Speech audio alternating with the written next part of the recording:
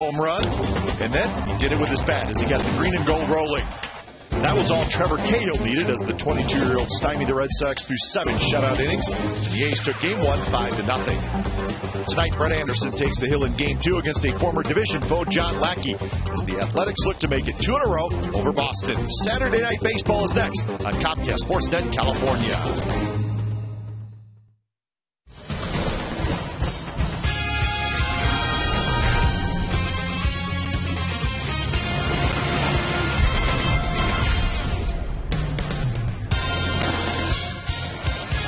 Welcome to the Oakland Coliseum. It is 9/11, certainly a date that all Americans will always remember, and we're going to bring you baseball tonight. Game 2 of this 3-game series. It's the Boston Red Sox and the Oakland A's, and it's coming up right here on Comcast Sportsnet California. Good evening, everybody. Welcome to Oakland A's baseball, along with Ray Fosse. I'm Glenn Kuiper. Terrific win by the A's last night. Pitching, hitting, defense, they really did it all. Coco Crisp did it all from the leadoff spot. And no doubt a great defensive play. We've talked about how a defensive play can kind of spurn the offense, and helped last night with Coco robbing the first batter of a home run, brought it back, and it was a Coco Crisp night against his former team. He got on base 4 times. He stole bases. He broke Ricky Henderson's record of consecutive steals by getting the big jump against the Boston Red Sox. Just no chance to throw him out. So a spectacular night for Coco Crisp, and especially against his former team, something he's not done this year. And Brett Anderson back to the mound tonight. And Brett Anderson, we always expect a great performance from him because his stuff is so good, and we have so much confidence in him, so we'll expect that tonight. Well, we saw it in his last start against the Seattle Mariners. Good live fastball, but this is the pitch, the curveball, and then the hard slider. When those two pitches are working, it's very difficult for right-handers to have any success against him. If that continues and his arm stays healthy, he's going to be a big winner for the Athletics. So it is the A's and the Red Sox. A's trying to make it 2 in a row for Boston, and we will, of course, keep an eye on that Texas Rangers game. So we're going to remember what happened 9 years ago today. Unfortunately, in our country, we're going to do that as A's Firefighter Appreciation Night here at the Coliseum.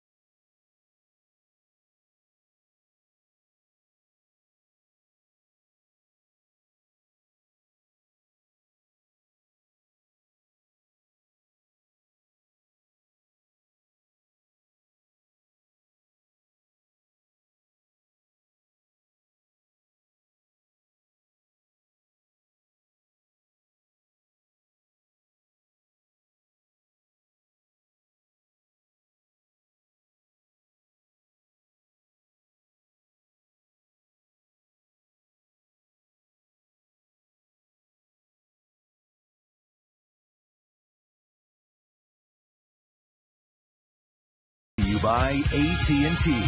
Find out what's possible with the nation's fastest mobile broadband network. AT&T. Rethink possible. And by Corona. Relax and refresh with Corona and Lime. Well, a little earlier start tonight, an hour earlier, as the A's usually do on Saturday nights. Last night, the A's won 5-0, so they are trying to stay hot. A's playing good baseball as of late. They are 5-2 on this 9-game homestand, so a couple of games left, both against the Red Sox, and then the A's will head out on the road. So they will try to wrap up this homestand on a high note and keep pace with the Texas Rangers. Yankees are leading the Rangers 2-1 in the third inning down in Arlington. So as we did last night, we will keep a very close eye on that ball game. A's getting set to take the field. Here's the game time weather, which is brought to you by the Santa Cruz Beach Boardwalk. The admission is free, and the boardwalk is open daily. A warm day in the Bay Area. Right now, 71 degrees here at the Coliseum.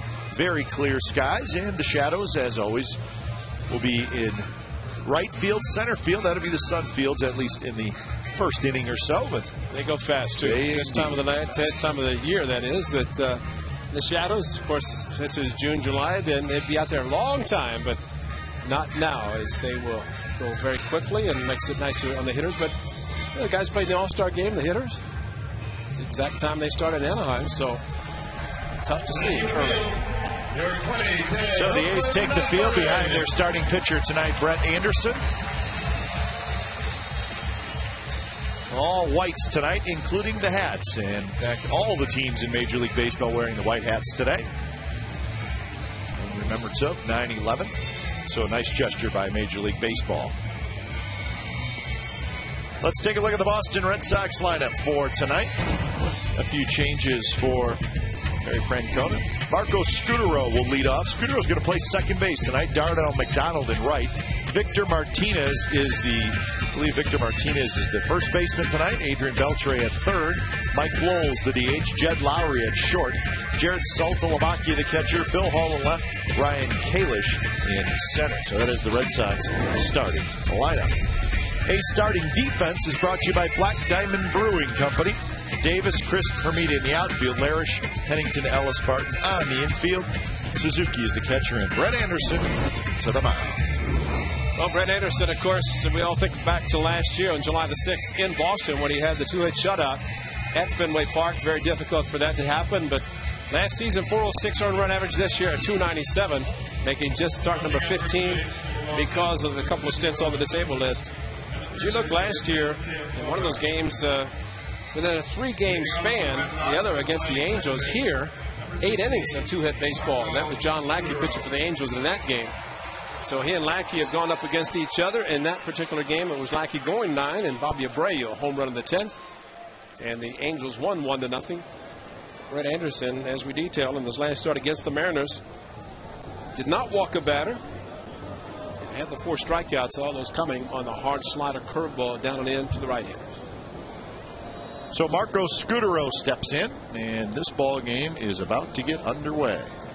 Anderson's first pitch is a fastball for a strike.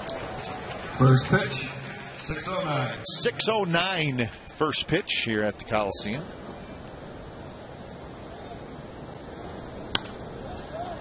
Curveballs popped up. Barton, a long run, and he is not going to be able to make the play. Good way to get loose as the game begins. Little sprint. Foul ball here at the Coliseum and just run forever. So a quick 0-2 to Scutaro, hitting .275. 10 home runs and 52 runs batted in. Marco did not play in last night's game. Jed Lowry was the shortstop. Marco Scutaro has had some shoulder issues, his throwing shoulder. And second game playing at second. Supposed to be at shortstop. Moved him over to play second for a shorter throw, and especially with a lefty on the mound for the A's. Bill Hall played second base last night. So if you're wondering why Marco's playing second, well, I believe you just gave him the reason. His strength is just not there, especially throwing, and having to throw from the shortstop position makes it a little more difficult. 2-2 pitch is hit hard, but foul. past third base coach Tim Bogar for the Red Sox. Scudero signing the 2-year, $11 million contract to play for the Red Sox. And that one bounced right back to Brett Anderson, who grabs it. And he'll toss to first, and that's out number 1. So 1 out, and here's our Subway Eat Fresh Ask Glenn and Ray question. Ben from Oakland asked, do the early evening shadows affect the batter or the defense more? I wondered why we had our questions so early tonight. That's a good question. So does it affect the batter or the defense more? Batter. All right. Defense can have the sunglasses. They can put the sunglasses on. That's a shot to right center field by Darnell McDonald. McDonald takes a huge turn, and he'll head back to first. So it affects the hitter, even though, in this case, the shadows are out in the outfield. How does that affect the hitter? The fact that the ball's coming out of the sun, even though the hitter and the pitcher are in the shadows, but there is that sun background. And, of course, good hitters, there was never one of those that could actually pick up the spin of the baseball. No. And when the shadows and it's difficult, twilight, you can't pick up the spin. That's when you become a guess hitter, which a greater percentage of players are guess hitters anyway. Look fastball and make an adjustment. But there's the glare on the outfield Mount Davis that hitters are looking into. But it really is not so bad now as, again, earlier in the summer. In this 6 o'clock game, right now, earlier in the summer, you'd have the shadows really probably at the pitcher's mound, gradually moving out. There's that rim of shadows, and you're right. At midsummer, it'll start, heck, maybe even in front of the pitcher's mound. Different time of year. But even with those shadows out there, the ball can still look like it's coming out of shade into shadow. Or into sun, I should say. That's why Safeco Field is such a tough place. It's a great stadium. But, man, when the roof is open, the shadows come in and you can't see anything. Shadows, sunlight, and for some reason in the Northwest it stays longer anyway. It stays lighter longer. So 2-0 to Victor Martinez, the switch hitter.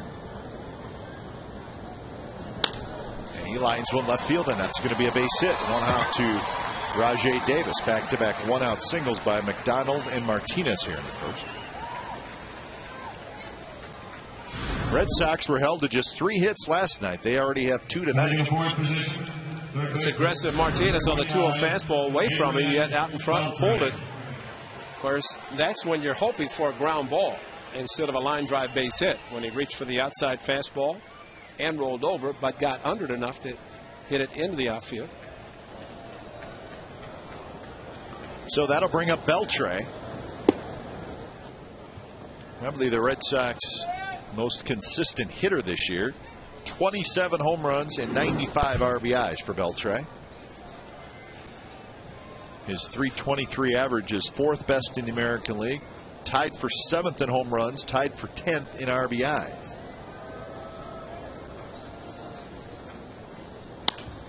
And that one lined over Pennington's head into center field. McDonald had to make sure it got over Pennington's head. So he held up and then went to third, and the bases are loaded. First pitch hitting by the second place hitter McDonald, then 2-0 fastball Martinez, 1-0 fastball to Beltre. So now, and this is good news for the A's right here, because it was close enough to Pennington that McDonald had to make sure, otherwise he scores early or easily. But now the A's can hope for a ground ball double play. Oh, this is a moot point. Give up 3 hits and get a strikeout or a double play, get out of the inning. 0-1 to Mike Lowell.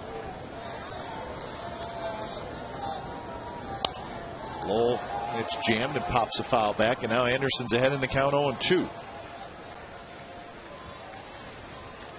A switch hitter, Jed Lowry, is in the on-deck circle.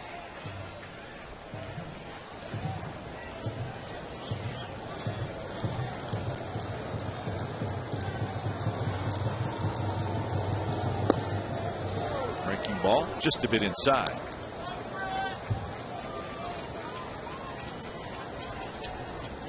Stay with a hard slider. Try to get him to chase one. Be a little bit tempting in a good location. Got him swinging. Lowell strikes out, and that's a big out for Anderson. The first one is kind of a tease. The second one looked even better from the hitter standpoint, but watch it disappear. Hard right there. That is perfect. And the Ultra Mo brought to you by Evergood Sausage Company, and nothing better if you're a pitcher with the bases loaded to see any kind of a swing, especially in Ultra Mo, the swing and miss.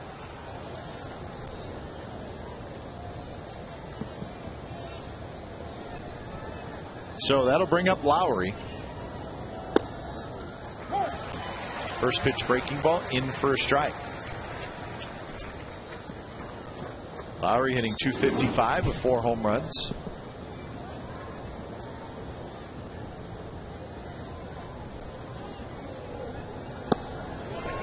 And that was called a ball by Mike Winters, and it looked like a pretty good pitch. It got too much to the plate. I'd even ask for an appeal. That's a surprise. Kurt Suzuki didn't immediately look to first base.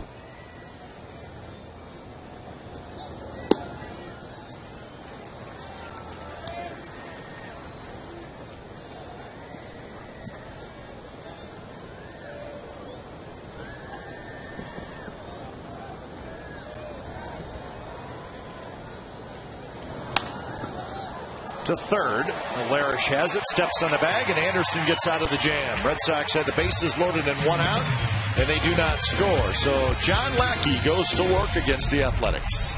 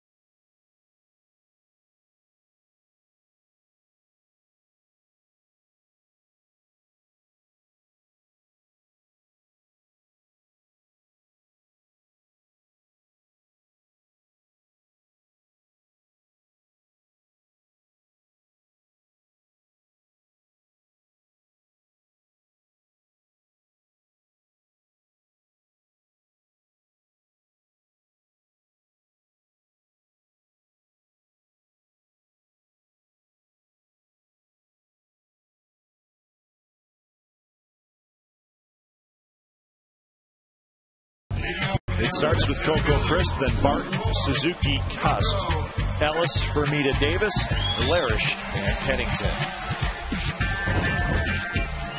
Outfield defense for Boston, Hall, Kalish, McDonald. Infield defense, Beltre, Lowry, Scudero, Martinez. Saltalamacchia is the catcher, and John Lackey is the pitcher.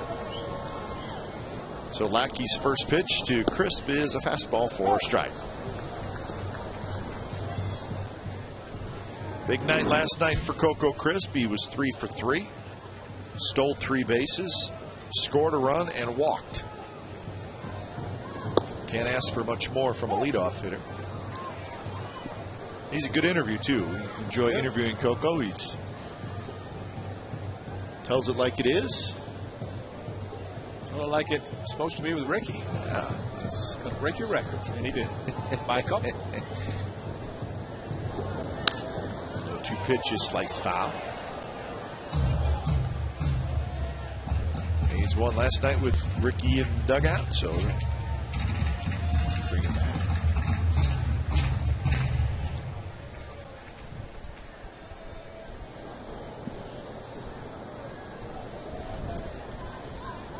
Another 0-2 to Coco Crisp.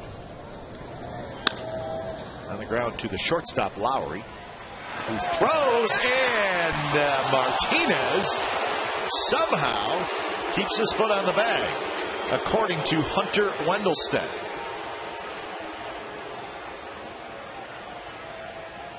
Well, Lowry, of course, with Coco Crisp and great speed, getting down the line. So Lowry, instead of taking his time, has had a better hurry. And then pulled Martinez off the bag. Did he hang on? Barely. Check the right foot. Ball in the glove. Looked like he had his foot in the middle of the bag and then kind of dragged it. That's what Hunter Wendelstedt saw.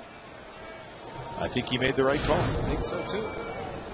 Batting second, first baseman, number 10, Derek Martin. So that's out number 1. John Lackey's second start against the A's this year, 29th overall, first year of a big contract with the Red Sox. Last 7 starts, 2-4 with a 5+ earned run average. That is not the John Lackey we know. He is good. He's pitched a lot against the A's, of course, being with the Angels first 6 years. Back to the World Championship Angels in 2002. The John Lackey we know is 17-4 against the A's in his career. And that includes a win this year, although he did not pitch very well. Game at Fenway Park, he got knocked around quite a bit, but he ended up staying in the game long enough to get a win back on the 1st of June. The final score was 9-4, the Red Sox. That's giving up 12 hits, 6 innings. And, of course, I think what we remember about that game is Terry Francona leaving him in to get out of some tough jams, and he kept doing it. 12 hits off a pitcher and only get 4 runs. He had a couple of walks. Derek Barton did homer against him. And the A's were winning 4-0 in that game early. But a belter, a 3-run home run against Gio Gonzalez. Full count now to Derek Barton.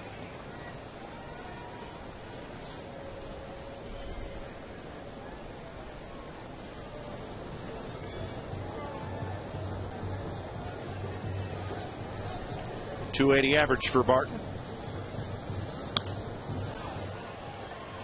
The Rangers and the Yankees are tied 2-2, top of the 4th inning. Vladimir Guerrero just doubled home a run in the bottom of the 3rd to tie that game up.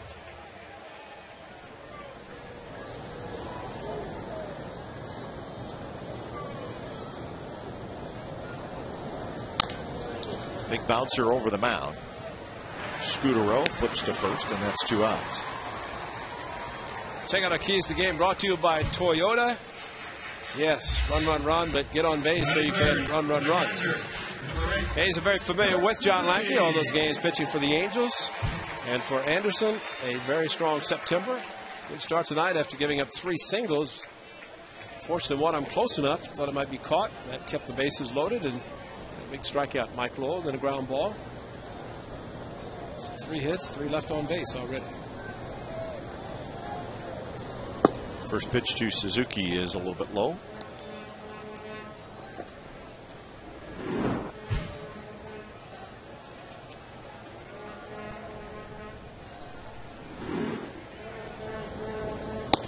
John Lackey is 31 years old, and that contract he signed, a 5-year, $85 million deal. It's his 8th year in the big leagues. He has a career record of 114 and 80.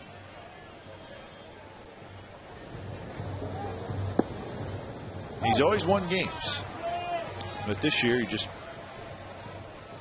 been more hittable than in years past. He's given up 205 hits in 183 innings, and that's quite a bit. It's the ERA up near 4.5.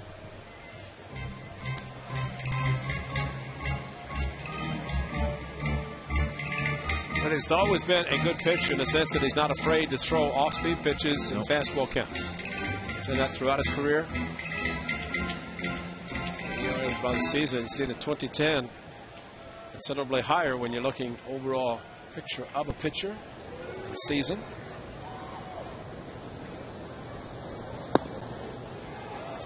Plus, he's already thrown more innings this year than he did in 2009 and in 2008. Some injury situations to deal with, but he's got a real good chance to get to 200 innings. Pitch was not low, and if it had the plate, should have been strike 3, but Lackey thought he had it. Mike Winters didn't think so. That one is a strike. So John Lackey has a 3-up, 3-down inning with a strikeout. We head to the second, no score.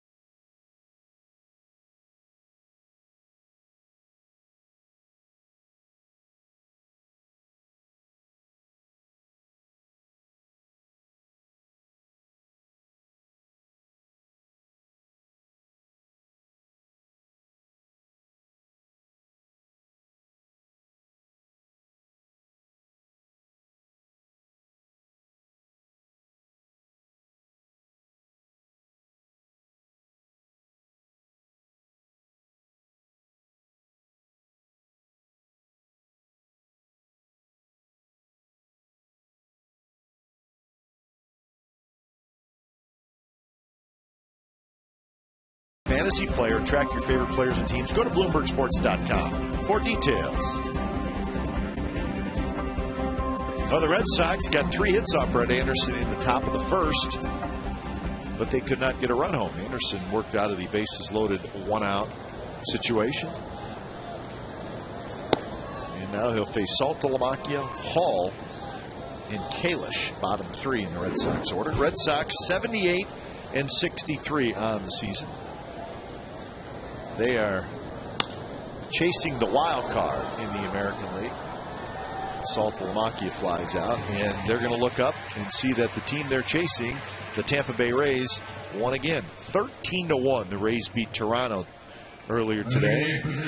So right now, Boston is 8 games behind the Rays in that wild card. So, as we said last night, the Red Sox are in trouble as far as postseason. No question about it. But we're not telling them anything they don't already know. They've made the postseason 6 of the last 7 years. The only time they did not go was 2006, and that's when the A's last were in there. Yeah, but from 2004, 2007, won 2 world championships. Yep. For a team that had not won in so long. Now they want to win it every year. Fans weren't just happy. You know, all those generations that never saw a world championship. See the White Sox in that wild card mix. White Sox are losing to the Royals at home 6-1 in the 7th inning. The White Sox are closer in the division than they are in the wild card.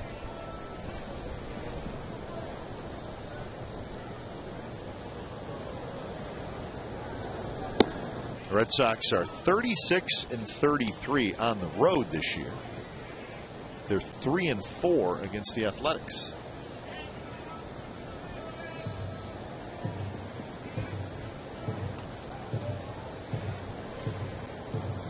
Swing and a miss by Bill Hall, and that's strikeout number 2. Yeah, the Blue Jays and the Orioles kind of wish they could get another division just because of the power of three of the teams. Another heartbreaking ball and a good one by Brett Anderson. I think the Red Sox might look at this season and say, I wish they were in another division because they have a better record than Central and the West. It's very close, would be at the top of the division. You know who the Red Sox have the exact same record as? Rangers. Texas Rangers. You're a smart man. Well, I know when you said last night they had the fourth best record in baseball, and you're looking at American League. American League, and you have the Rays and the Yankees in one division. Twins. Yeah, are the top. So it's. So they'd be in first place if they were in the AL West, but they wouldn't like the heat in Texas. That's right. What do they say? Ifs and buts were candy and nuts. Every day would be Christmas, right? Ever heard that one? Never heard that before. Oh, come on, that's a good one. Well, I have to. Can you write that down? If ifs and buts were candy and nuts, every day would be Christmas. No, I didn't want you to repeat it. I want you to write it down. Marty probably like to have a copy of that too. Nope, you got to remember that one on your own.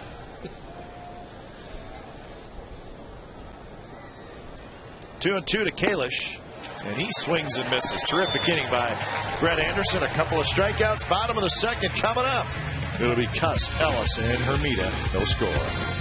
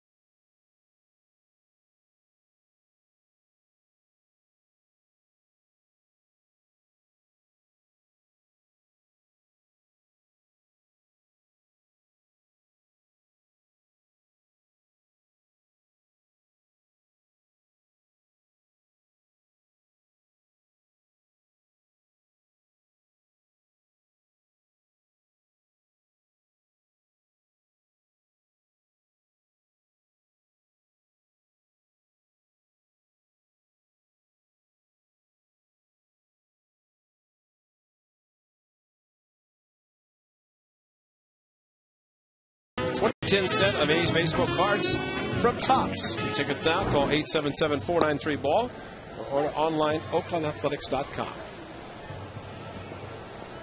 Bottom of the second inning, Cust, Ellis, and Hermida for the Athletics. Lackey, a 3-up, 3-down first with a strikeout and a couple of ground outs.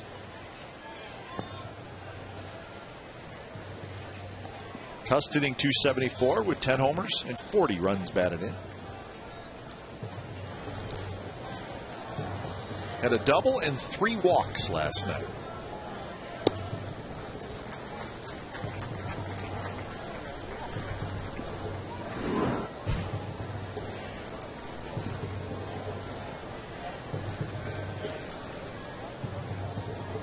Three home runs in his career against Lackey, 27 at bats. Big swing there by Jack. He missed it.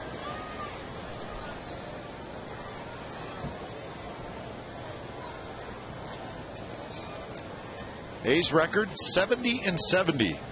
Oh, that 500 mark. I just want to look at it in my rearview mirror and say, see you later to the 500. 28, 29 times. I think it's 28.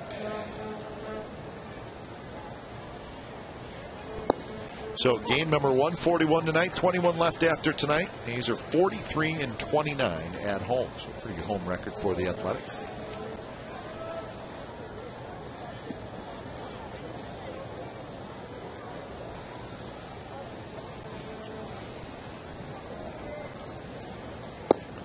swing and a miss by Cuss. Good breaking ball by Lackey. Well, it's a very nice day. Very nice pregame ceremonies as the A's Firefighter Appreciation Night here at the Coliseum. And it was a very nice touch before the game, Ray. I thought the A's organization did a super job.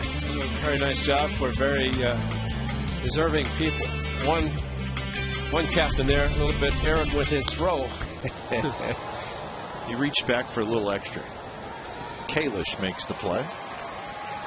Well, you think about firefighters and the police officers, and you just think of the San Bruno. Yeah. And, of course, 9/11, 2001, and going into Fielder, Twin Towers in New York. And well, they put their lives on the line. And you know, Dan Dobbins is down below, and he does the charting. And he said, "Remember us." And I said, "Yeah, I know, Dan." Of course, Dan Dobbins, one of the firemen. The guy looks like Raleigh Fingers down by the dugout. Yeah. He said, "I never wear a hat, but he's got it on tonight. Maybe we can show it." He's got his firefighters. He's retired 35 years. Oh, really? I picked that thing up. You better have a strong neck if you're going to wear one of those hats. Because it's like a hard hat. Yeah. I mean, it's a serious hard hat. There he is. There he is. There's our guy. Raleigh. We just call him Raleigh. Raleigh right there. But take a look at his firefighter's cap. And that's great. like I said, that is heavy. But if you think about it, you want it to protect your head. That's right. Falling debris, and that's is right there. Well, indeed, it is a day of remembrance in our country. Honor those who lost their lives, unfortunately, 9 years ago today. Also, thank and honor the great firefighters who saved a lot of lives as well. There's a base hit for Jeremy Hermida, right center field, and that's going to get through, and it's going to go to the wall. Hermida digs into second with a 2-out double. So there's your first hit for the Athletics. Well, you figure he was going to go for 2 anyway. The ball in the gap, and with 2 outs, reached out, got the fastball away from him, and pulled it. Of course, John Lackey and made all these guys former teammates early in the season. Just like Victor Martinez in the first inning, reached out and pulled an outside fastball, and that's how a hitter can expand. You like to think opposite field, but get out in front and pull it. You're looking for it, especially if you get the fastball, you can do some damage with it. So Rajai Davis with a runner in scoring position. 271 for Davis with 5 home runs and 44 runs batted in.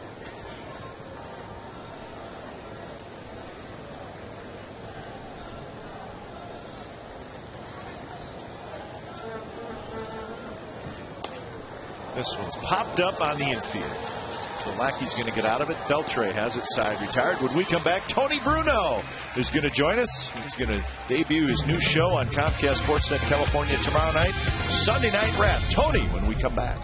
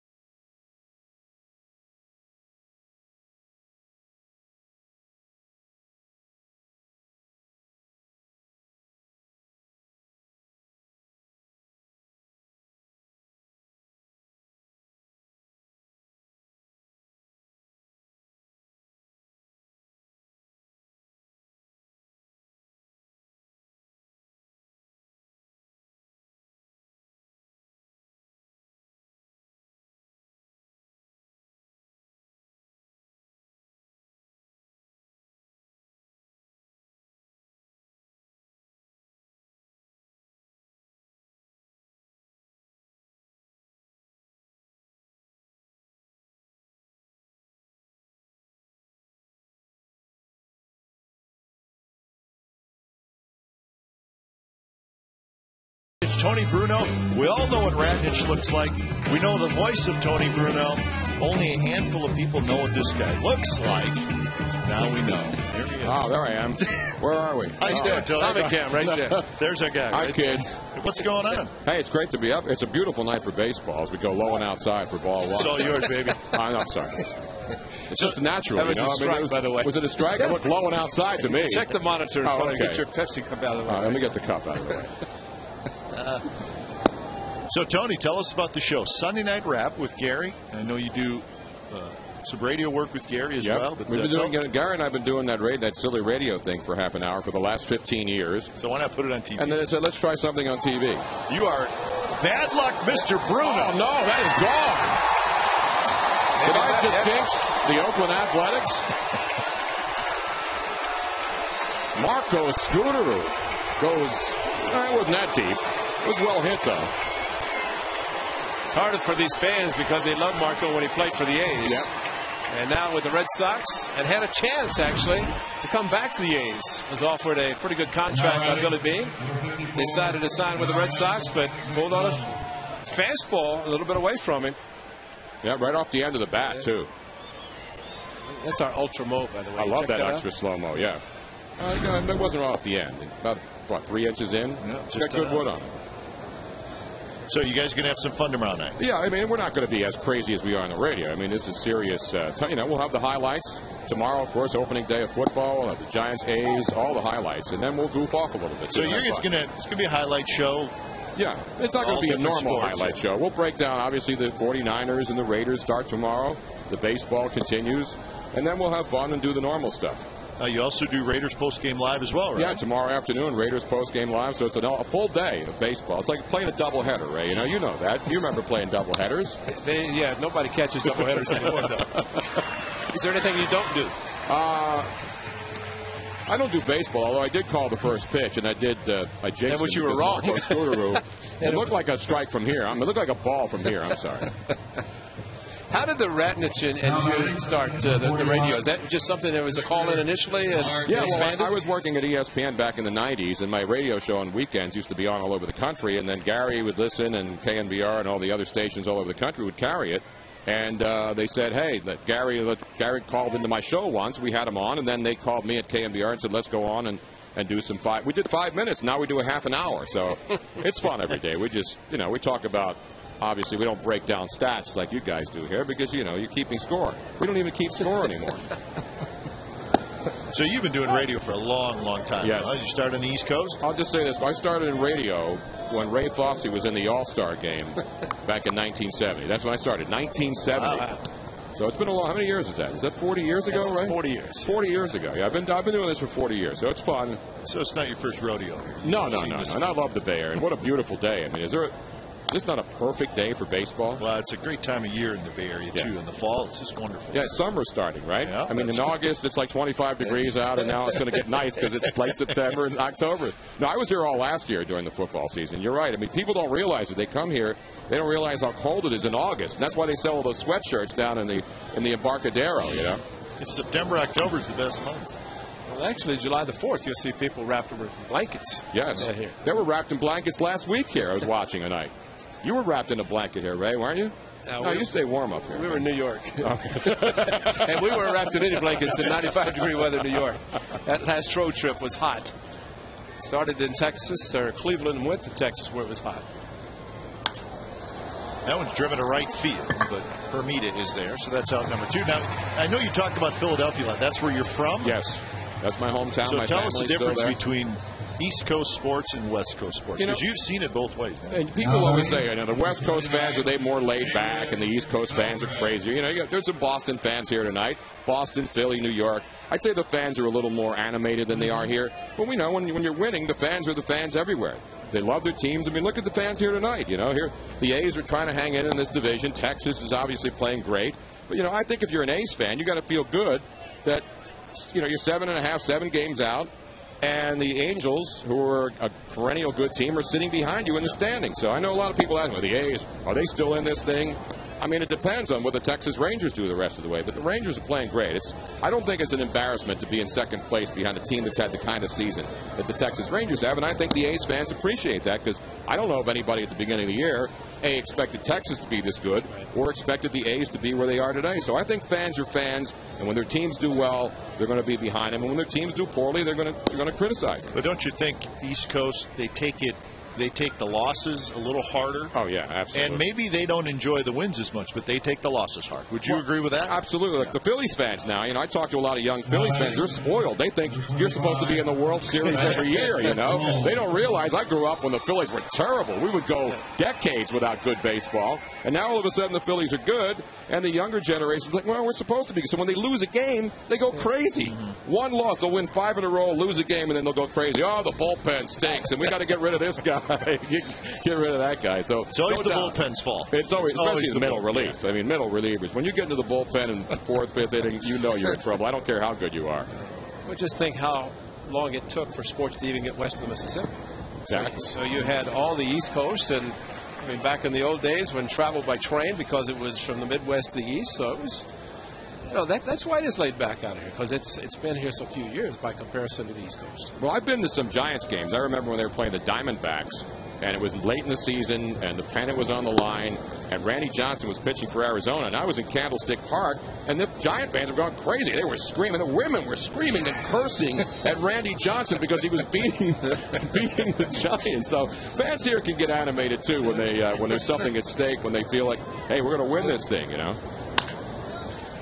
Behind third. Nice play by Larish. He goes to Ellis. Side retired. Marco Scutero, the home run. Red Sox lead 1-0. We'll continue our conversation with Tony Bruno when we come back.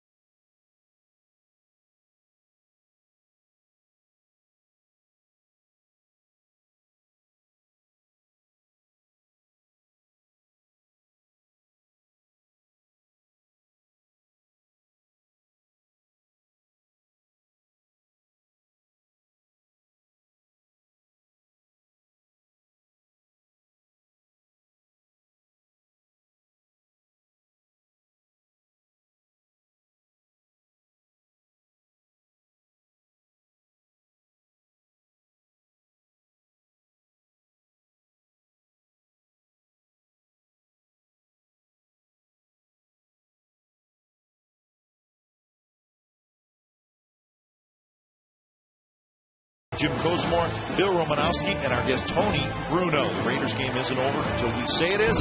Complete Raiders coverage every night on Sportsnet Central and always CSNCalifornia.com. So that'll be tomorrow night. Yes, busy day tomorrow. It's a good day, yeah. Raiders start early, 10 o'clock start in Tennessee. We'll be watching that and going live, and then tomorrow night, Sunday night wrap. And then I'll pass out about 10:30 tomorrow night. That's all right. You'll have Will you guys be thinking about me then? No, we'll be doing baseball, which is what we should be doing in September. Right, Cave? I'm not going there. Wow. Tony, just show up in the clubhouse tomorrow morning before the A's game, and you'll see all the TVs with football. They had college football on today. And Cal with a huge win today, huh? Yeah. They're looking good. So do you have a favorite sport? I love all sports. I love watching baseball games. I don't get a chance because I work at night. I do my national show at night, so I don't get to go to many baseball games because I'm on 7 to 10 here at Pacific. And so it's hard to go to games, and I love going to the ballpark, though. But football, certainly, because the fewer games every week, it's the build-up, one game a week. It's different. Baseball all summer, you come out to the ballpark, spend a weekend. football's every week. Once a week, you get ready for it, and then people get excited. Ready in the ninth position. It just seems like the shorter season has more intensity to it. Yeah. Well, baseball, it's 162 games, so it's hard to maintain that intensity. You can maintain it for 162, though, can't you, Ray? Of course. Absolutely. Spring training, postseason. Probably 180, 190 games a year. That's what you really want in baseball, especially in October. Take the full month to play about 15 games, but that's what it's all about. We enjoy the Bay Area, though. I mean, it's 2 baseball teams, 2 football teams, 2 good Pac-10 schools. Mm-hmm.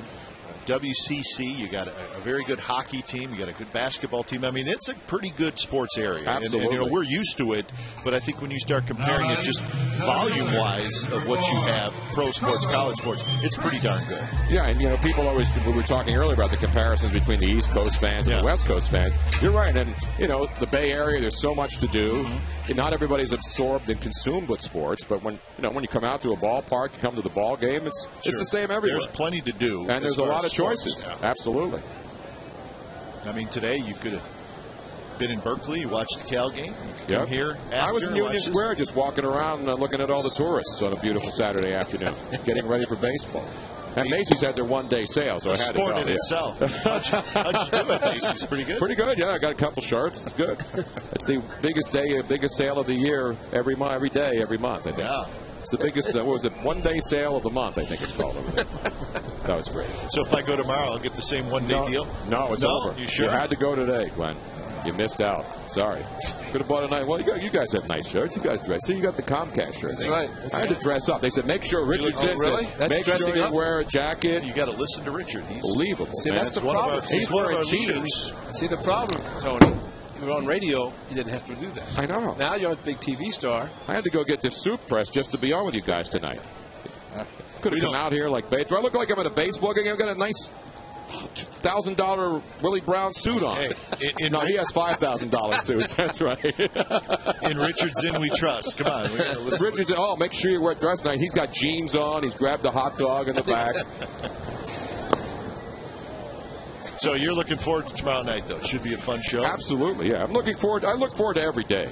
I mean, every day is fun. How can you not enjoy this? Especially when you wake up. You wake up tomorrow. I mean, hopefully I'll wake up tomorrow and we'll have football. But, this is great. People say, what do you do? We watch sports. Yeah. We cover sports. Does that work? Does this work? No. Oh, okay. I just wanted to double check to see if this I was watching to see what the umpire's going to call that last pitch. Because you never know with umpires. I may break into a little Harry Kalas here if I can. Why don't you wrap up the inning with Harry Kalas? That pitch looked a little bit, maybe outside. Is that low and outside? Yes, it was. I don't know. It's hard to tell from here. Coco Crisp had a good night last night. I was watching that game while I was on the air last night. It was an impressive performance by the A's with the shutout. Yeah. Cahill looked good. I mean, everybody talks about the A's and what all the changes they go through, and they always ask me, how can the A's win? They always go through, but they always have good young players. It's amazing how many players this team loses and how they're always competitive. Left center field. Hall is over there. He's got it side retired. Tony, good luck tomorrow night. Thanks for stopping by. We'll be watching, all right? Great, guys. Tomorrow night, Sunday Night Wrap with our man, Tony Bruno, Gary Radnich, right here on Comcast Sportsnet, California.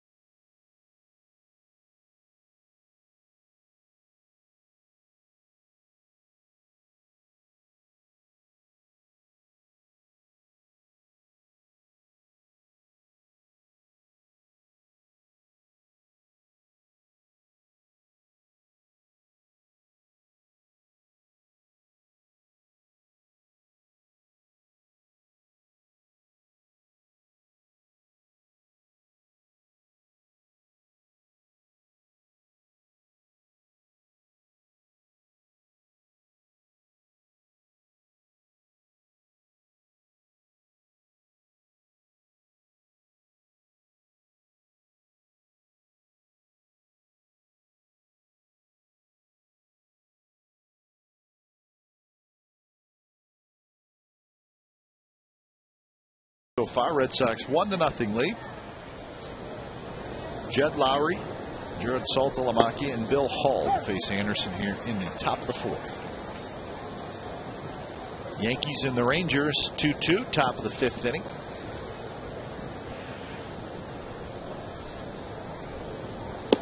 Lowry came to bat in the first inning with the bases loaded and 2 outs and bounced out to Larish at third.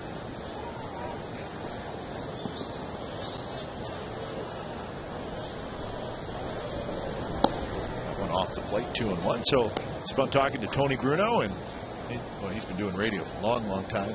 Very successful in radio, yeah. So we wish he and Gary Radnich good luck tomorrow night with Sunday Night Wrap. 9 o'clock here on Comcast Sportsnet California. I think that's one show that you have Bruno and Radnich. How do you get a word in? If somebody takes a breath, you better talk. Get those highlights in? Yeah. Kevin is airless tonight. He's getting pretty consistent. Very confident young man. Well, things have been going well for him last month. Yeah. Full count to Lowry. Pops a foul back.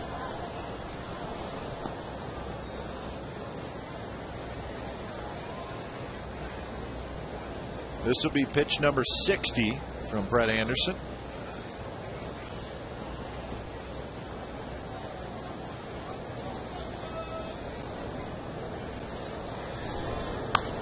And another foul ball.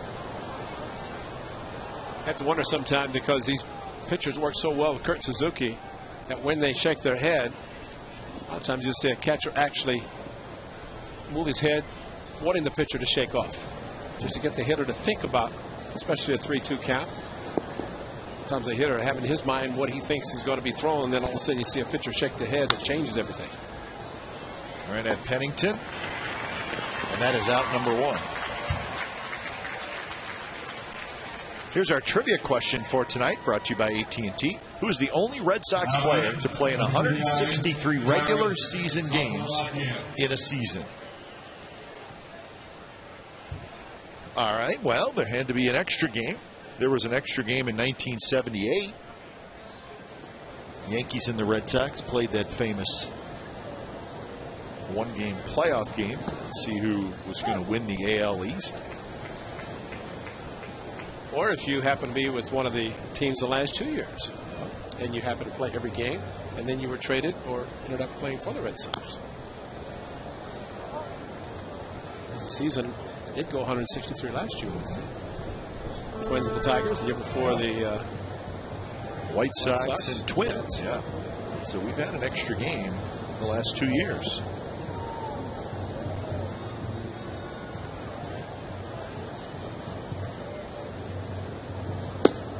Now, if you said a Baltimore Oriole player for about 18 years, if they happen to be 163, you know it's going to be Ripken. Yeah. So he played every game. 1-2 to Saltalamacchia.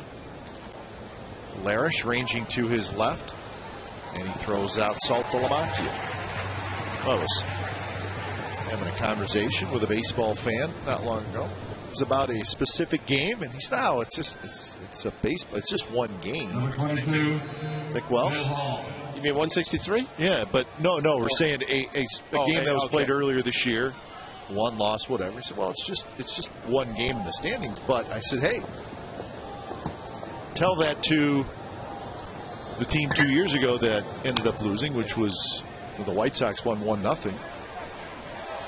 Oh, the what point is you could have an extra game, and you need all the wins you can get. Barton picks it up right before the bag, and he gets the out call. Did he get there in time? Oh, yeah. 3 unassisted.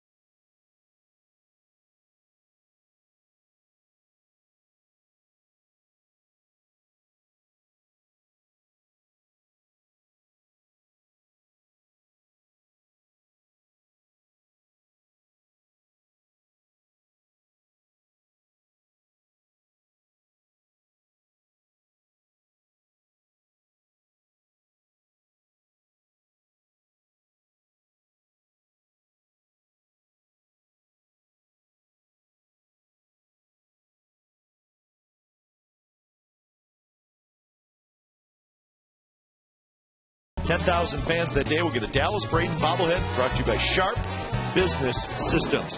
Order tickets online now at oaklandathletics.com or call 877-493-BALL. I want one of those. Yeah, a lot of people wanting one of those. Better get here early, huh? A's down 1-0, bottom of the 4th inning. Played by Derek Martin and Terry Francona, the manager, played at the end of the top of the 4th inning. Of course, the ball, until it gets to the bag, had Derek not gotten it when he did, it would have rolled foul.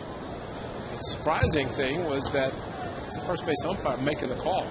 Because usually until the ball reaches third or first base, it's a home plate umpire's call. But in this case, Hunter Wendelstedt was right in front of it, did it himself, and as it turned out, was the correct call. Bart hits one high to left field. Bill Hall back. And Hall has it, out number 1.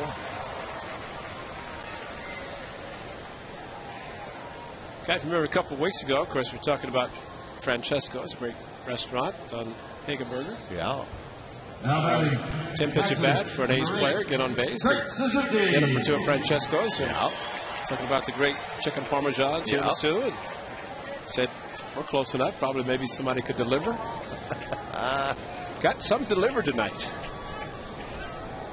Michael Irvin, the chef, personally delivered some chicken parmesan and tiramisu to us here at the Coliseum. So thanks to Francesco's. Teresa, of course, she's been there forever, father owner. So Marty looking probably a little bit upset. Didn't get any chicken parmesan, but as we expected, excellent. And waiting to have tiramisu, which is in the refrigerator. We'll have that probably in a couple of innings. Yeah, you left the chicken parm in here, and you were gone for about 10 minutes, and you came back in. You said, you need to try that chicken. It's good. I said, it's gone. I already had it. And it was good.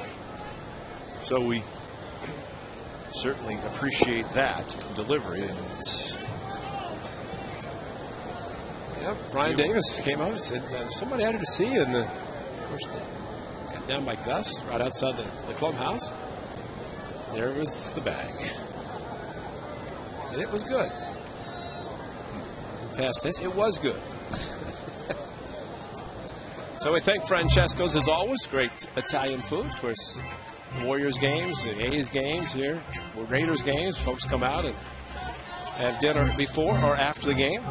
Great place to stop and enjoy some fine dining if you like Italian food.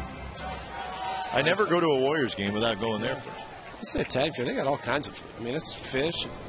You name it, they've got it. And it's all good.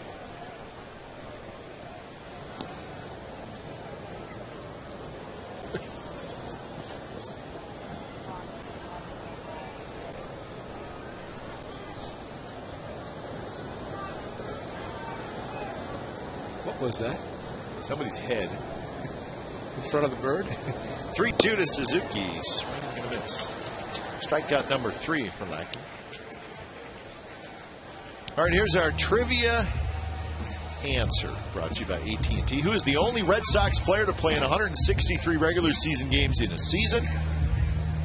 1978, Jim Rice. So it was that extra game that, well, it was one of those games where if you bring it up to a Red Sox fan, they get that look like they may want to wrestle you to the ground, slap you around. Especially if you mention the name Bucky Dent. Bucky blank Dent. Well, meanwhile, John Lackey is pitching like he did when he's with the Angels for so many different years.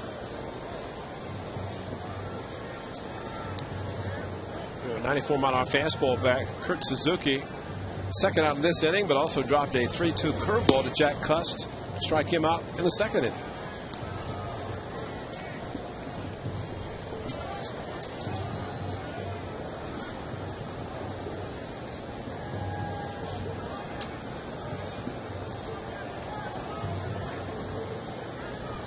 One and one to Cust.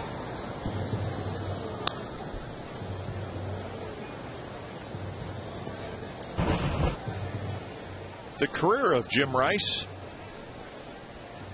now a Hall of Famer. About that 78 season, pretty impressive. American League MVP, 46 home runs.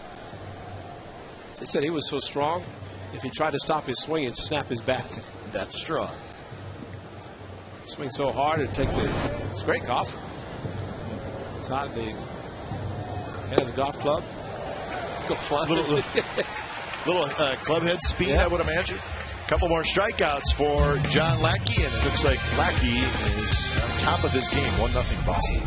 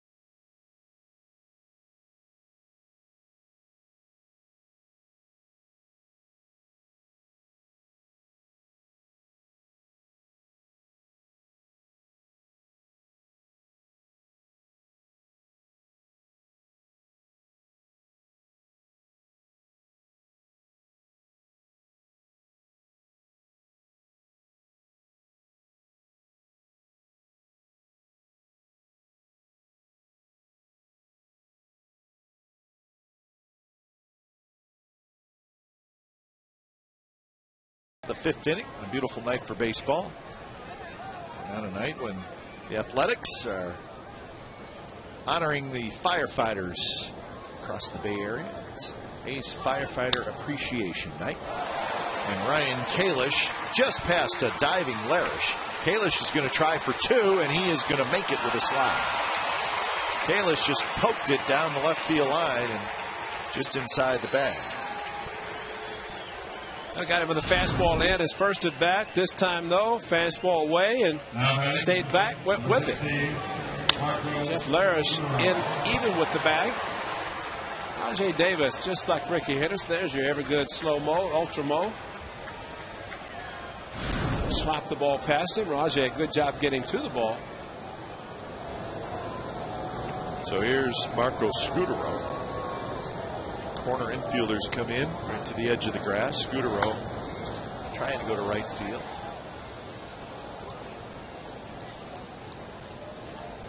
That game down in Texas is now being delayed by rain. It just started dumping in Arlington. So they're in the 5th inning, tied at 2, and it's a rain. It can dump. Oh man, Texas. It started coming down. It was the grounds crew full sprint to the tarp. They got it out there pretty quickly. That's not an easy place to put the tarp down because it gets very windy when it starts to rain. But at least they have about 400 grounds crews. They had a bunch, yeah. It was bring in just for that reason. It was a full herd.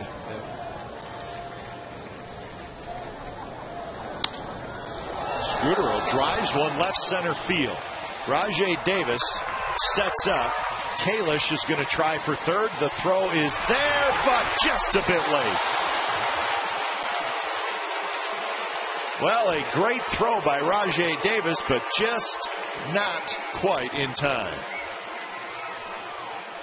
Could not have made a better throw. Kalish, good speed, shaking his head, thinking about it. Unfortunately, this ball hit the left center. Watch how Rajai sets himself up, gets behind the ball, catches one step, and then right on the money. Perfect throw, quick tag by Larish.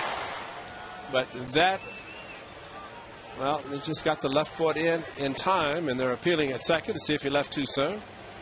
There's your ultra mo, and look at the left foot, just kicking up some dirt in high definition, and ultra low. Yep. Why didn't it just fall off the bag? It could have been out. Infield in, and Darnell McDonald is the hitter.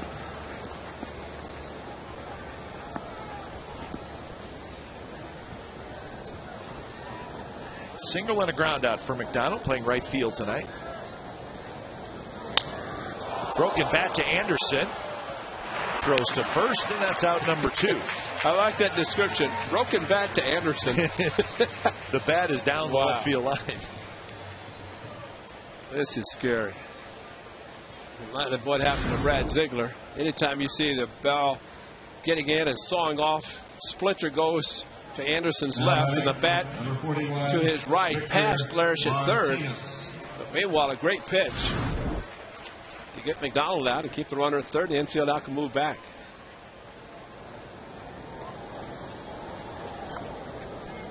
The hitter is Victor Martinez.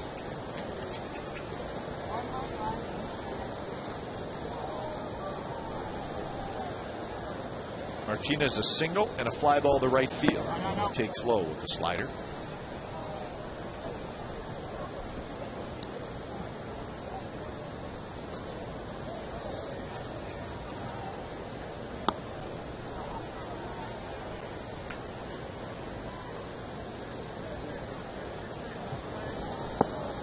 Another pitch down and in, 2-0.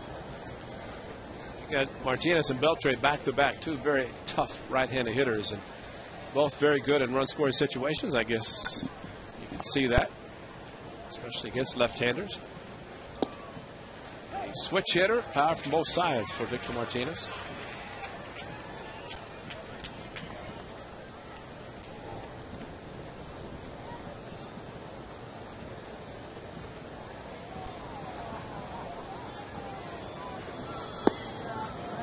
That breaking ball missed somewhere. So 4 straight breaking balls from Anderson. It didn't miss. That was a strike. He just didn't call it. Nothing wrong with it. So 3-1 is the count.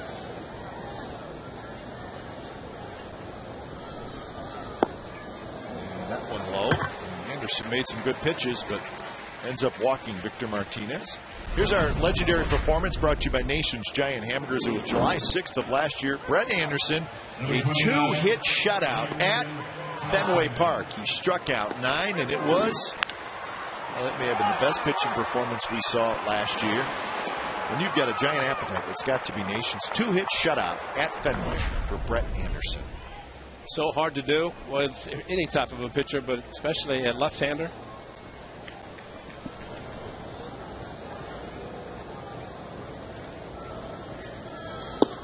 First pitch to strike. One start he made against him this year is when he had to leave after 2 innings. So that was bothering him a little bit.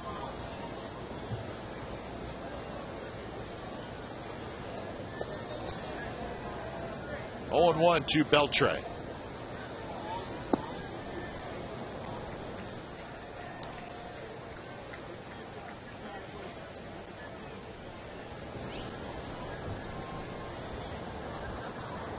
.78 pitches for Brett Anderson so far.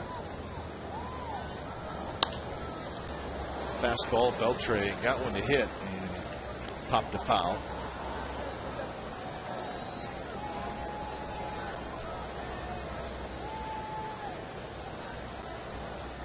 Beltre a single in the first, a walk in the third.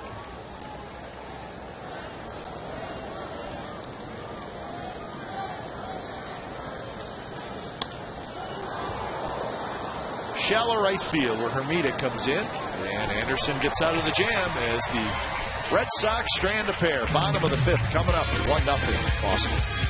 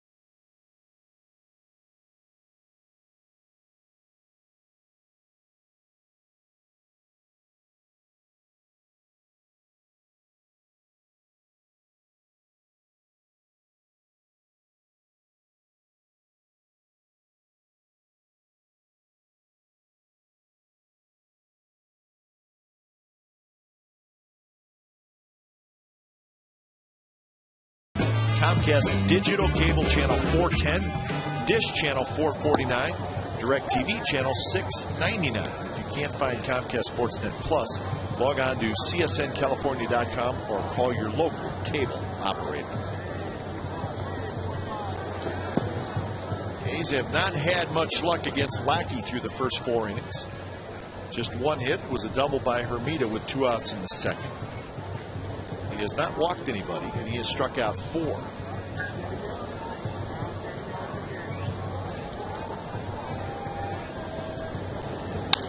And there's a base hit to right field for Ellis. So the A's have their leadoff man aboard. Well, almost good at pass. McDonald to right field, and that slicing action. Feel the teal. Oh, it's that time of year again. Oh, yeah.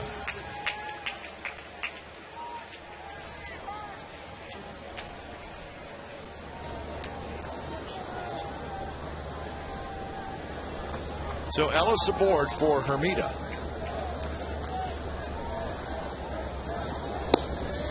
That base hit for Mark Ellis extends his hitting streak to 11 games. That ties a career high for Mark.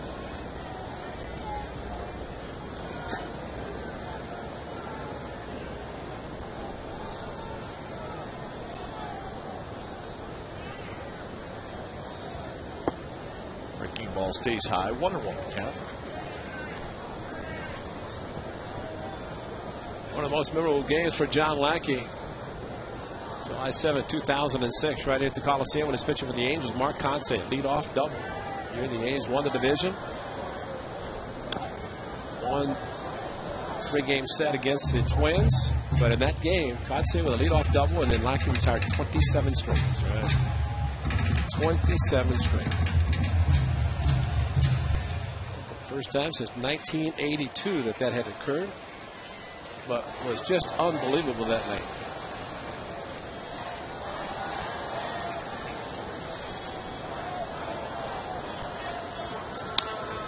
Bounce towards short. And Lowry's going to take it himself, and he's going to turn the 6-3 double play. So 2 outs. 17-4 with a 2.86 ERA for Lackey against the A's in his career. You can almost count on your hand how many times he has struggled against the A's. It just doesn't happen. Won a game in that same season when Mathis caught his first game with Lackey, and Lackey shook him off every pitch. Seemed like every pitch. Right, they weren't getting along. Remember that? Jeff Mathis, and it was just a tough night, but it seemed like every time Lackey shook, he went to the curveball. So the A's picked up on that. Lasted just 5 innings. But very, very few times has he had any struggles at all against the Athletics.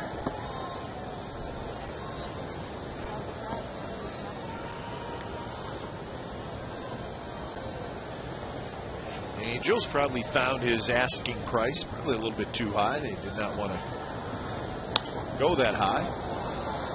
The Angels signed Joel Pinheiro to a 2-year contract for about $8 million a year, as opposed to giving Lackey what he ended up getting was 5 years and $85. So there's a big difference there. Well, he had 36 for Sean Figgins for 4 years that he got with Seattle, so you add that on to the 85. Vladimir Guerrero. So it's some money that the Angels did not pay by letting these guys go to free agency. But I'd say of the 3 so far, Lackey, although not what the Red Sox had hoped, but probably a little more run support would have been better. Guerrero's been an outstanding find. The Rangers been outstanding. Figgins has struggled in Seattle. He's been a little better in the second half, but he has not been the same dynamic player that he was with the Angels. 3-2 to Rajai Davis. Got him swinging. Chased the pitch way out of the strike zone, and that is 5 strikeouts for John Lackey. Through 5 at the Coliseum, still 1-0 Red Sox.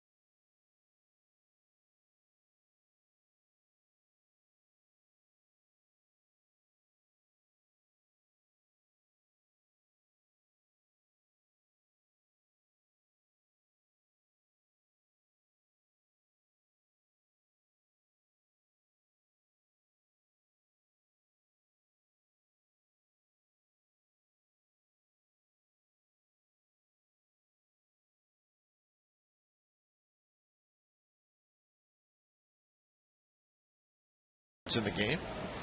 It'll be Lowell, Lowry, and Saltalamacchia. Driven to right, but Hermida is there. He's got it for out number 1.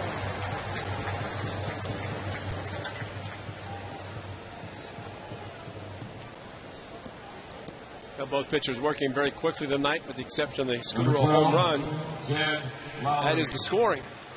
A's with just 2 hits, 5 for the Red Sox, 7 total. And we're in the 6th inning already. Last night we were about the bottom of the 1st.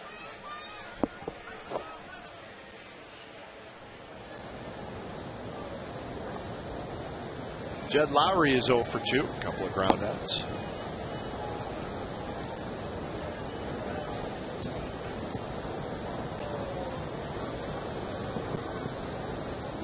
White Sox lost their game. The Royals beat them 8-2. White Sox closing in on that territory where they can't afford to lose a whole lot more either. But they lost tonight.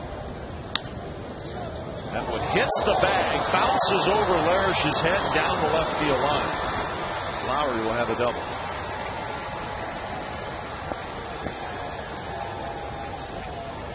So Larish, he may have been on cue with the dive, but it hit the bag. Nothing you can do. Now batting, number 39. Well, the count, no doubt, is the biggest key. And out in front, pulling the ball, and as he go for it, bang. The ball would have had to skip over the bag and stayed down close to the ground for Larish to have any chance. And of course, with it popping up after hitting the bag, definitely no chance. First pitch to Saltalamacchia is a fastball inside. The Twins and the Indians are scoreless in the 7th inning in Cleveland. So right now, with that White Sox loss, it's a 5.5 game lead for Minnesota in the Central. On the ground, Pennington throws to second, and they did not get Lowry. Wow. Ellis is arguing pretty good with Brian Runge. Bob Guerin's going to come out. He will continue the argument.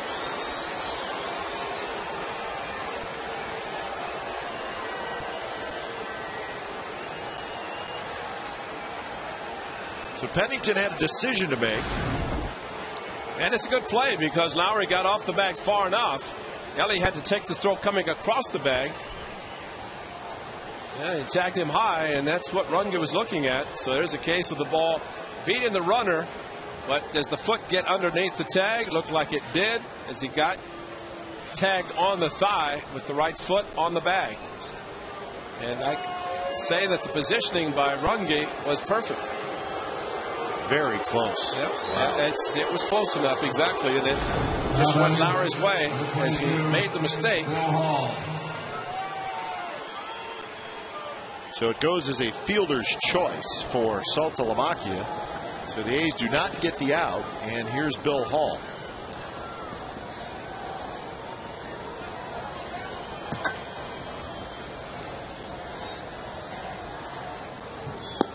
First pitch to Hall is outside.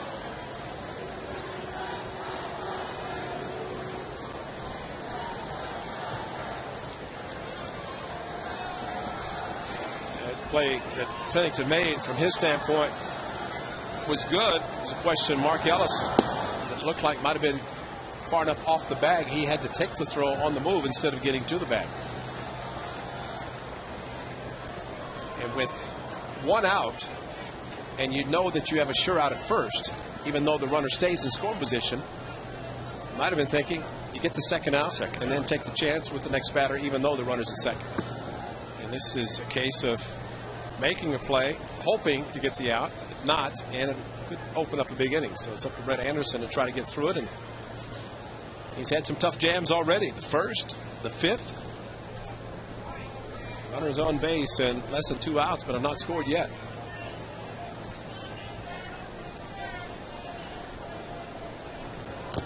3-0 pitch. Hall was swinging, and he just got a piece of it. So 3-1.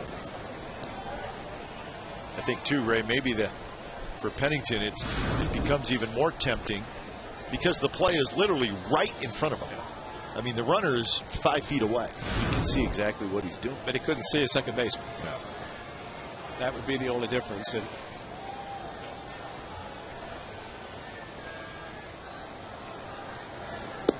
strike, 3-2. Lowry is the runner at second. Saltalamacchia at first.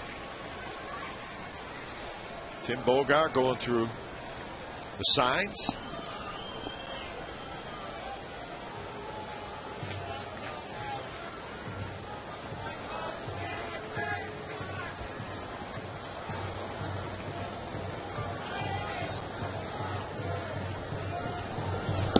Swing and a miss. He struck him out. Chased a pitch that was a ball.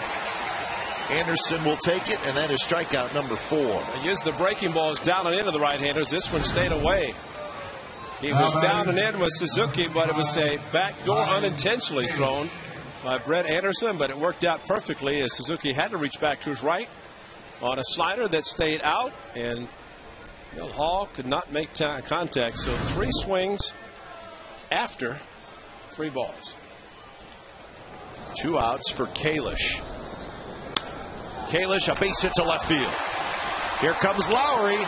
Here comes the throw to the plate. It's offline, and the Red Sox take a 2-0 lead, and the base runners end up at second and third. So Kalish comes through with a 2-out hit.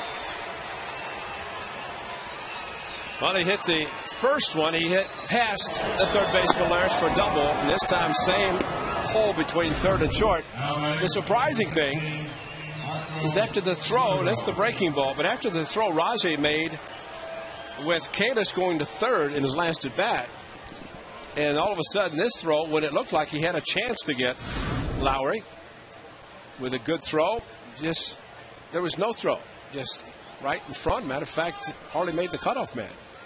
Maybe didn't have a good enough grip on the ball.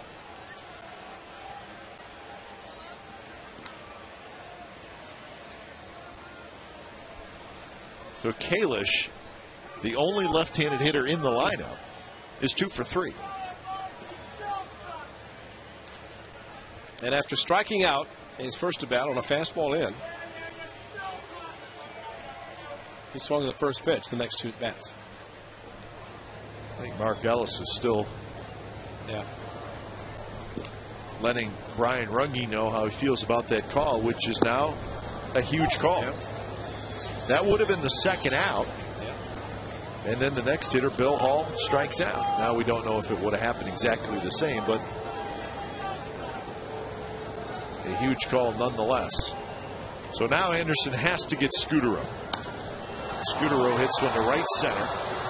Coco Crisp is back, and so is Hermida, and it'll be Hermida who makes the catch. Side retired. So Ellis is still chirping at Runge. The Red Sox get a run. They lead 2-0.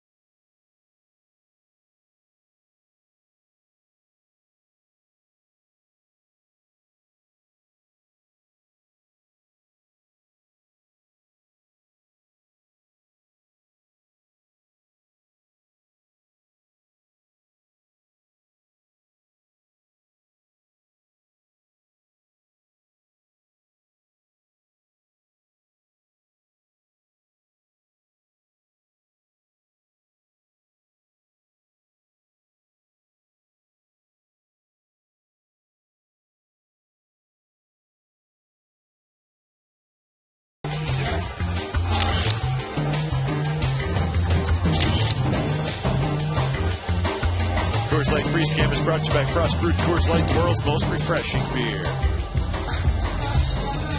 Well, it is Firefighter Appreciation Night here at the Coliseum, so huge contingent of Bay Area firefighters getting a chance to enjoy the game.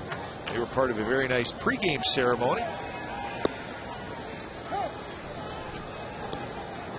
The A's taking care of and honoring people that should get honored, firefighters.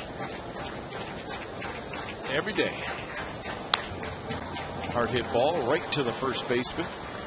Victor Martinez makes the play. Larish is out, 1 out. Yeah, just quickly going back to the play last inning, our top half of the inning. How many times do you see the ball arrive first and the base runner call safe?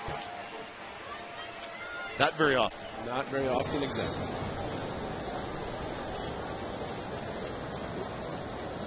So 1 out for Pennington.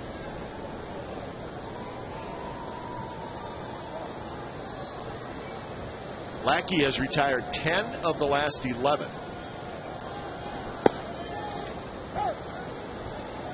And he has his good stuff tonight. He has struck out 5 with no walks.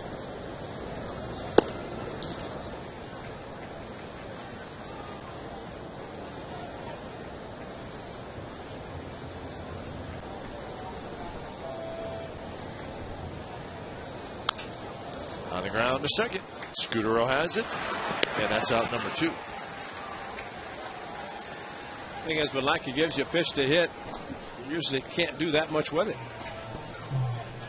There's no doubt when a pitcher is able to change speeds and change pitches as well as he does, the command of his pitches, which, as we have seen him when he's faced the A's, he'll throw any pitch, any count, and that makes it very tough as a hitter to sit on a certain pitch.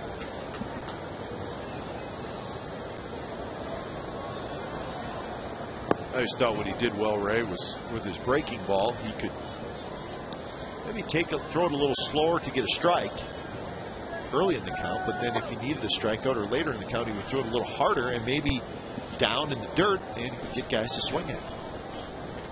So it's one pitch, the curveball, but it's really being used 2 different ways.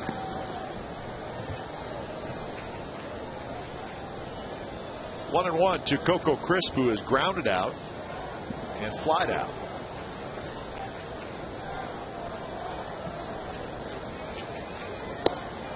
Fastball right there. Coco knew it. 1 and 2.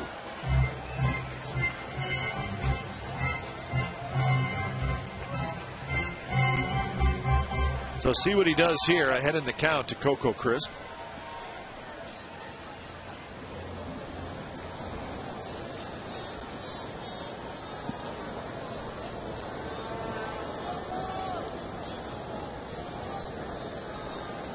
Setting up inside, and the fastball runs up and in, and Coco fouls it back. Time Saltalamacchia went fastball away, curveball, and then fastball in. So Lackey pretty much in control of what he wants to do, which is understandable. Saltalamacchia first year with the Red Sox. Lackey, of course, shaking again, knowing the A's hitters. Your pitcher and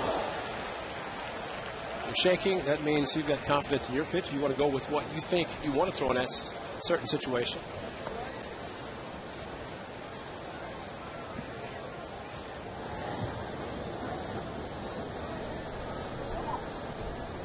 Another 1-2 to Coco Crisp, and it's bounced to the right side. Martinez to Lackey. Lackey gets over there and just beats Coco Crisp to the bag. And that is another 3-up, 3-down inning for John Lackey. 7th inning coming up, 2-0 Red Sox.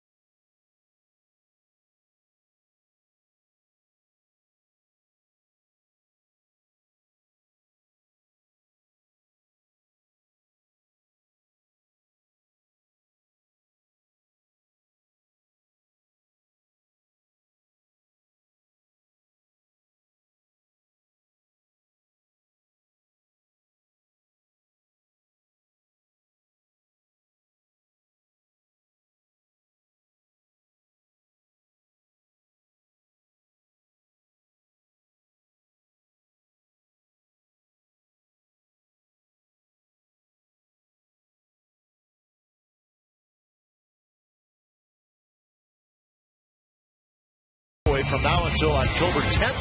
Thousands will win cash and prizes every day. Visit cashcreek.com for details. Philly cheesesteak. I could go for one right now. Or two. Lots of good food here at the Coliseum. First pitch swinging. Darnell McDonald into the left field corner. Line drive.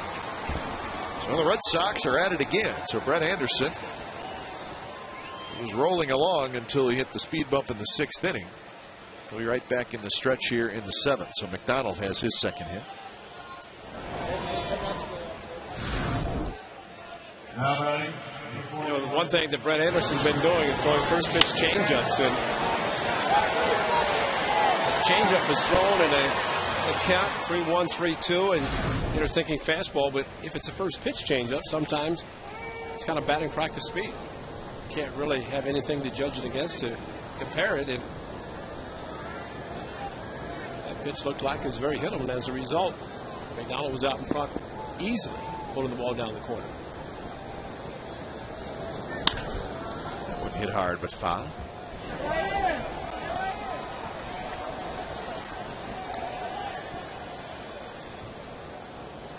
Henry Rodriguez loosening up for the ace.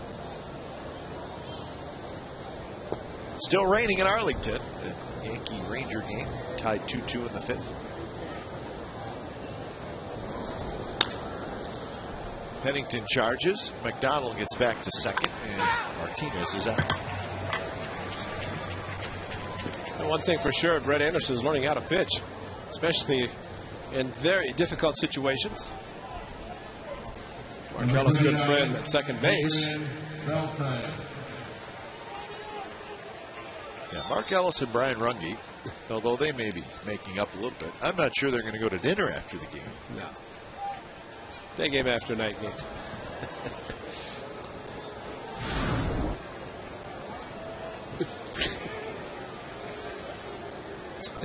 That's a great shot. Now, in fairness to Mark Ellis, I don't think he was talking about the umpire. He was pointing to second. But our terrific camera guys grabbed that. And I think he was. I think he was. Hey, you know this guy standing next to me? The guy dressed in blue? He can't see a lick. Well, you very rarely see Mark Ellis show his emotions in certain plays, and that time he did.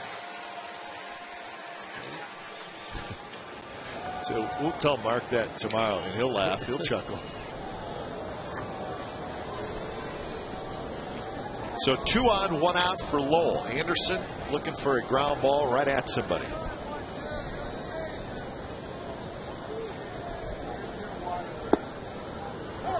I think most people around baseball are surprised that Mike Lowell is still wearing a Red Sox uniform. He was traded, seems like a couple times in the offseason, and then had a wrist injury. Ended up, trades did not go through. Had a wrist surgery, and that kind of nicks the deal with the Rangers. Has not played a whole lot this year.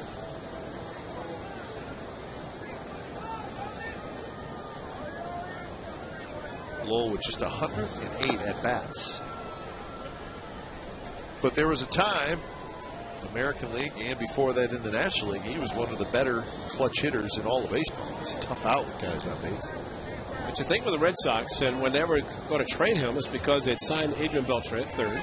Euclid was going to play first. David Ortiz was the DH. Where was he going to play? Yep. And making a lot of money. Swing and a miss. He struck him out. Anderson, a sharp breaking ball. And that is strikeout number 5. 2 of them to Lowell. But it's a very unhittable pitch. That hard slider, and you're a right-hander.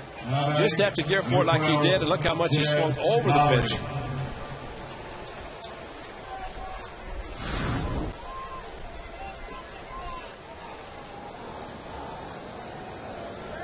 For the veteran, it has to be very frustrating, of course, to have the great years he had, and now in a role in which he's not going to play that much. David Ortiz, the year he is having after he struggled at the beginning of the season. That's the big difference there. 0-1 to Jed Lowry. 1 for 3 with a double and a run scored for Lowry. Fastball inside, 1-1.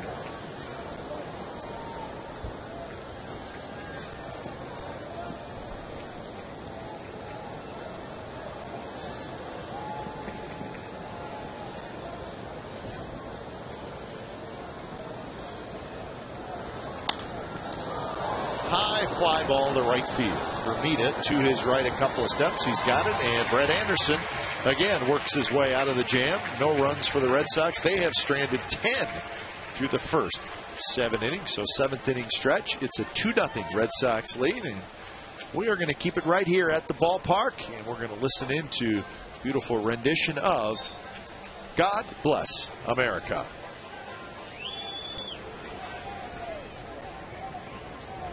Ladies and gentlemen, in honor of our nation's Day of Remembrance, please rise and join in singing God Bless America with Captain Larry Sampson of the Oakland Fire Department.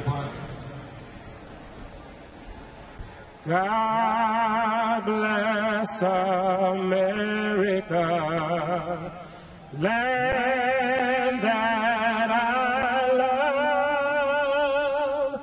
Stand beside her and guide her through the night with the light from above. From the mountains to the prairies to the oceans wide with foam. God bless America, my home sweet home. God bless America, my home sweet home.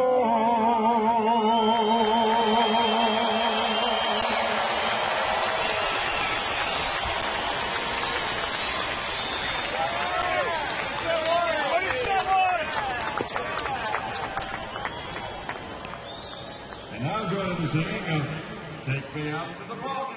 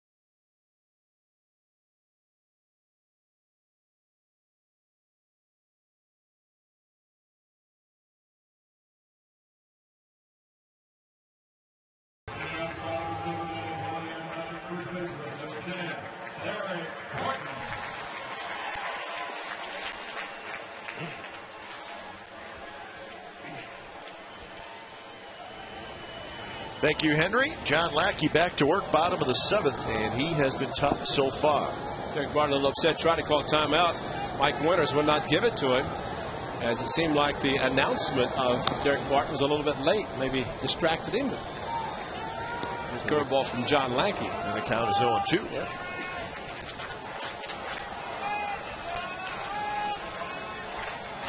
So Barton, Suzuki, and Cust here in the bottom of the 7th. 83 pitches for Lackey.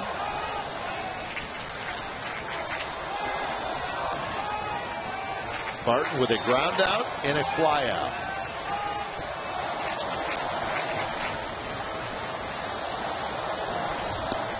Fastball just a little bit low to even the count at 2-2.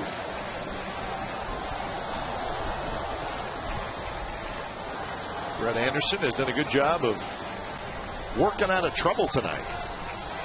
Might have worked out of his last inning, or top of this inning. He's done a very good job at just no run support tonight. There's a line shot to the gap in left center field, and that's going to get down and go to the wall.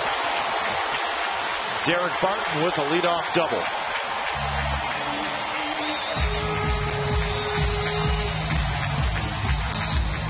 When you talk about staying on the ball, Derek Barton does it as well as anyone.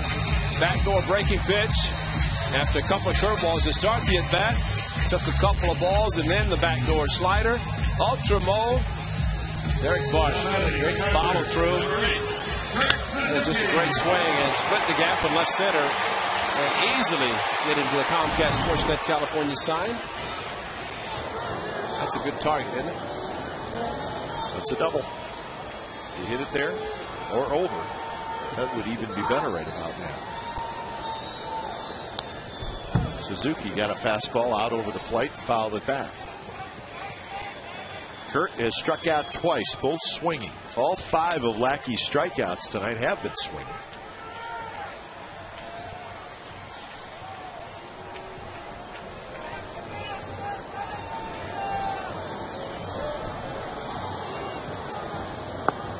Breaking ball, and it's 0-2.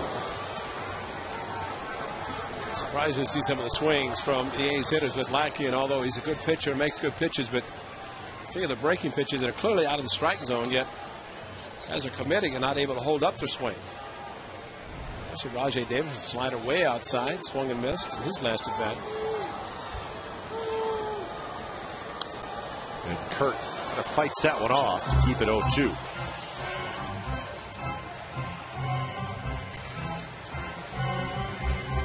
Cust will be next.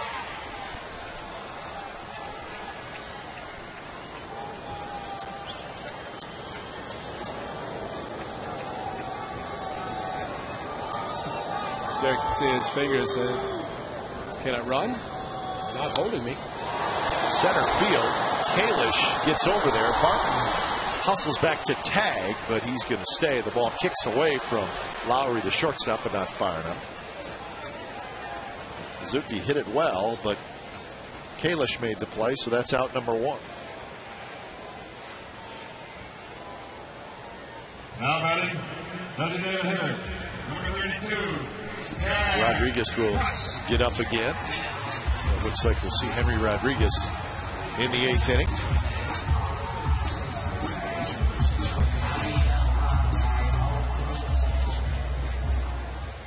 A couple of strikeouts for Cust in the game.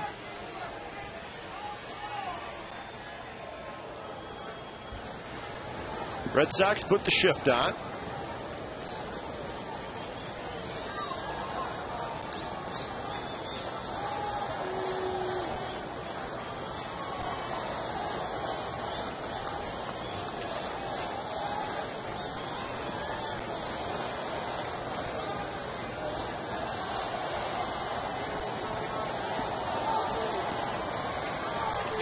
That is Scudero.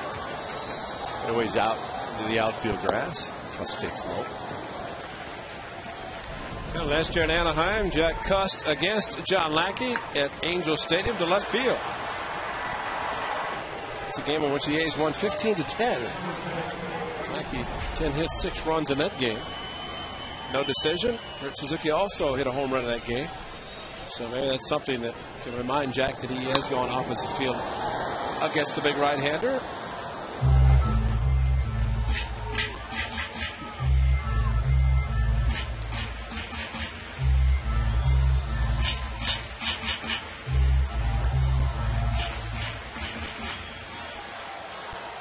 Angels winning tonight 5-0 at home over the Mariners. They're beating Felix Hernandez.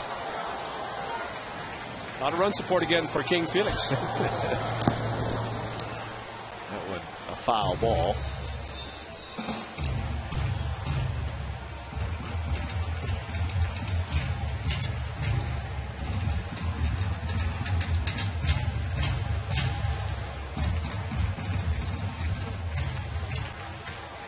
John Lankey's former team 5 games under 500 starting play tonight. The Angels starting play.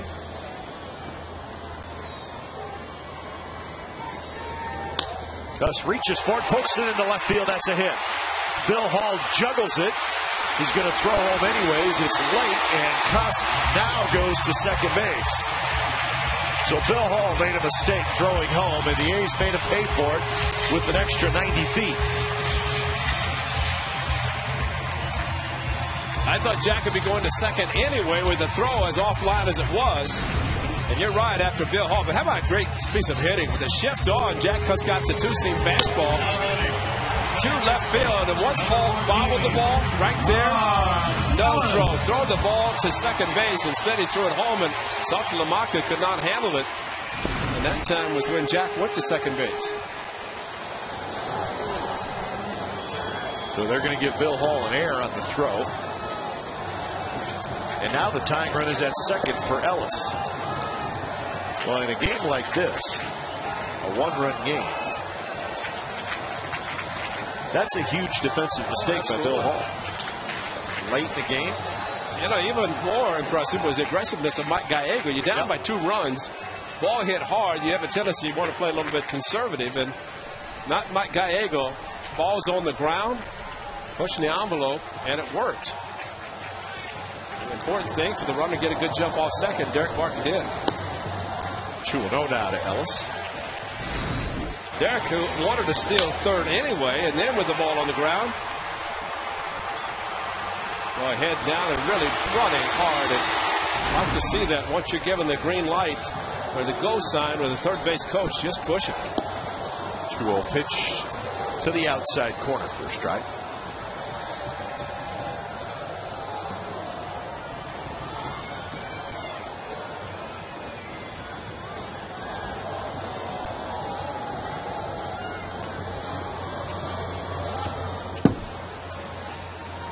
Jeremy Hermida is in the on-deck circle.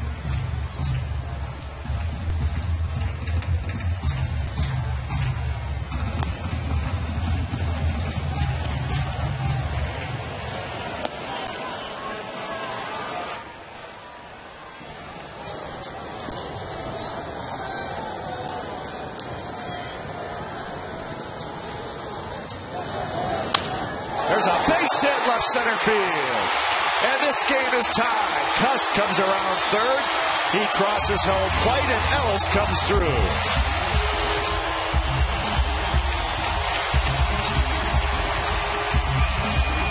But how could you not want to pick up his option? Veteran player, veteran leader on this club, and comes through with a big hit with 2 strikes.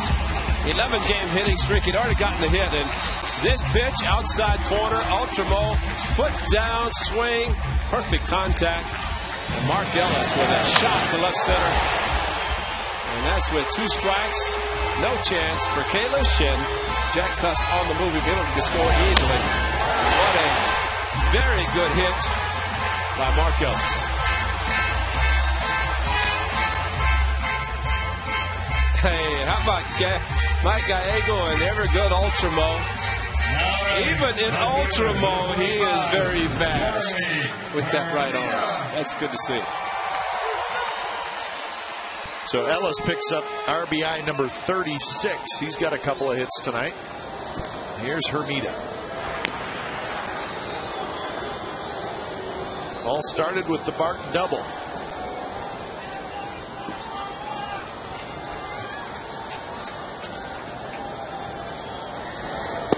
now all those jams that Brett Anderson worked his way out of look even more important. Yeah, and why not score him another couple of runs and give him a chance to get a win? Red Sox have stranded 10 through the first 7 innings.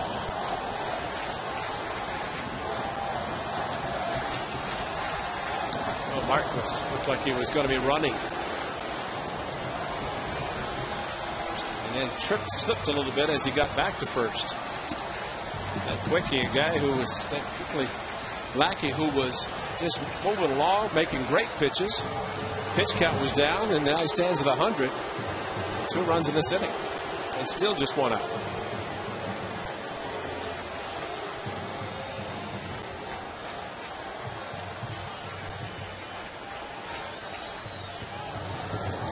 Breaking ball swing and a miss by Hermida. Hermida doubled in the second, hit into a double play in the 5th.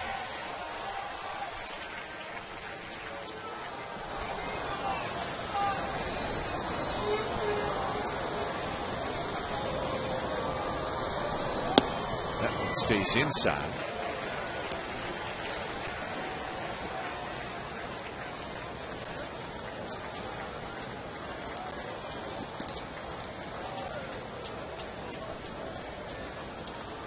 Five hits allowed by Lackey, 3 in this inning. Ellis goes, and the pitch is rolled foul. See why he's going to run, because he got a great jump.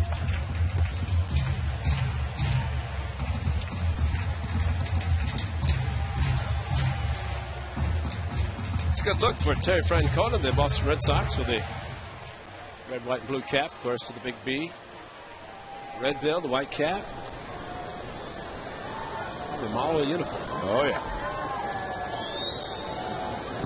Swing and a miss on a pitch in the dirt. Hermida strikes out. So that is out number 2 here in 7th. A hard curve, and it's in the dirt, blocked by Softolomakia, but a pitch that you wonder how guys swing at it, but that's just as hard as it's thrown. Sometimes just tough to stop your swing.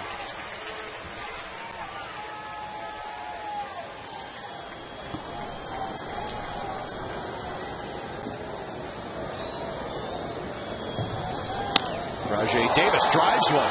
Center field. Kalish back, and he can't get it. Here comes Ellis. He's going to score. Rajay Davis to third, and they'll hold him there. The A's lead 3-2.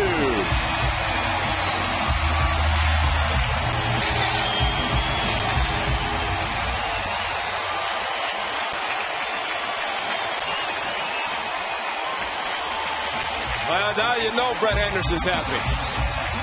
And John Lackey, so much success against the A's in this inning. How about this swing by Rajay Davis? Fastball and Kalish, a dive. And Rajay Davis, once that happened, the ball carrying towards center field. He had some help, but Rajay Davis, once he hit second, had to be thinking inside the park home run. And a huge hit, coming with 2 outs. And Brett Anderson, all of a sudden now he gets some bullpen help. He's got a chance to get a win, and the A's a big one. First pitch to Larish is up and away. Rajay Davis and Ultramo, very aggressive, and first pitch hitting. He's not going to wait around. Pop up to third, a strikeout, and then the big booming triple. 2 singles, a double, and a triple in the inning for the A's off Lackey. And a home run for the Cyclone. And a little cushion. When bounced, and that is just foul down the first baseline. I'll take it back. Yeah, there is a double leading off, so you have everything covered except the home run. Henry Rodriguez was up when the A's were down 2-0. Now it's turned into Craig Breslow. Looks like Steve Tollison's getting loose, maybe going to third base, a little defense. So. Nice block by Saltalamacchia.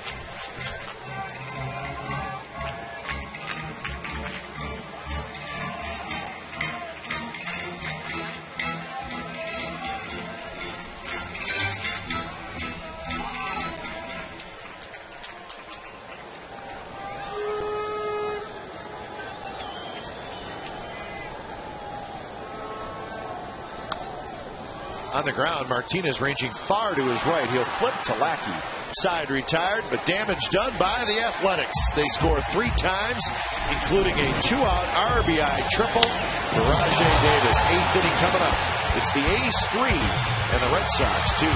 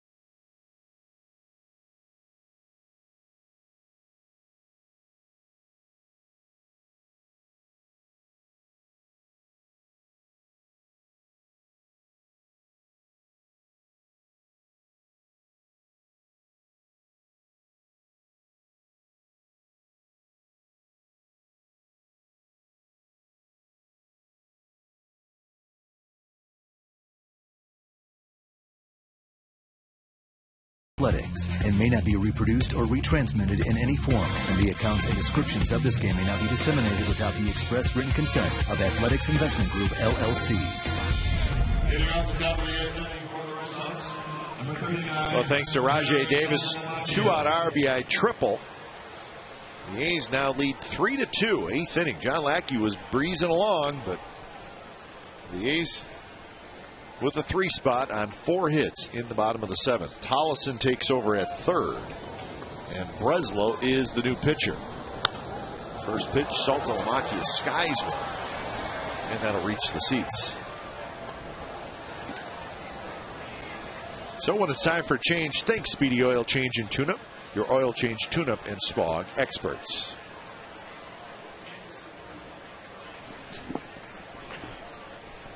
So Brett Anderson now a chance to get a win. Bailey and Wirtz warming up in the bullpen.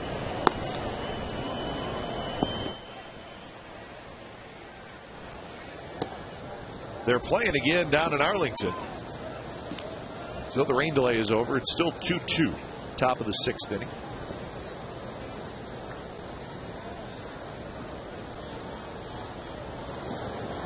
Burnett and Hunter were the 2 starters in that game. They are no longer in the game. They were up until the rain delay. Of course, the Yankees know the Rays have already won big today. That's just a 1.5 game lead in the East. New York.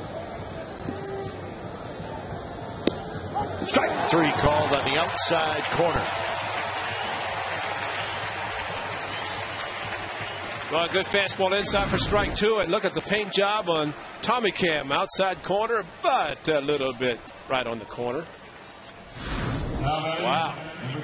Tommy Cam got it. So here's Bill Hall.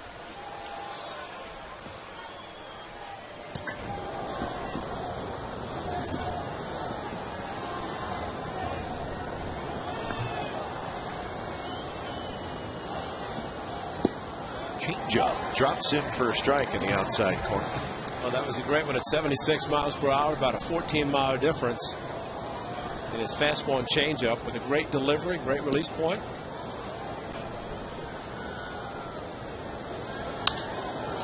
Center field and hit well. Coco Crisp has got just enough room, and he makes the catch.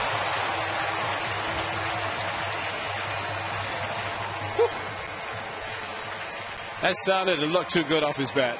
So 2 outs as Hall just missed it. Let's sit in ultra mode to see if it's a little bit towards the end of the bat. Got a side view of this because I bet that was a little bit towards the end. Just enough to keep it in. How about a side swing without ultra mode, but see where it gets it. Maybe just enough off the sweet spot because it sounded pretty good when it left his bat. Here's Kalish with 2 outs and nobody aboard. Kalish is 2 for 3. Single and a double.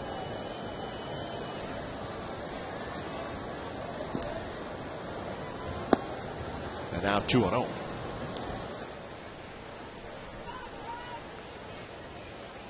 Both of Kalish's hits have been to the left side. A double down the left field line and a single between third and short that knocked in a run in the 6th.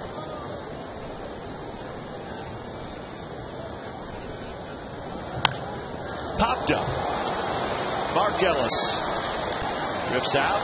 He's under it. And Breslow has a 3-up, 3-down top of the 8th inning. So we're headed to the bottom of the 8th. The A's with a 3-2 lead.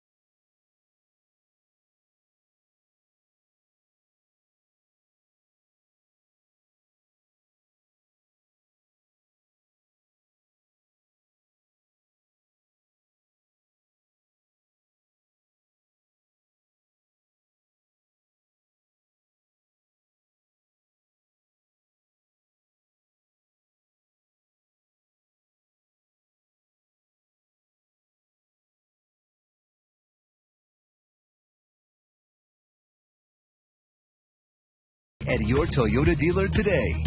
By Xfinity TV, phone, and internet. Reinvented. By Chevy with a full lineup of award-winning cars, trucks, and crossovers. And by Verizon Wireless, introducing the Droid X, the next generation of DUIs.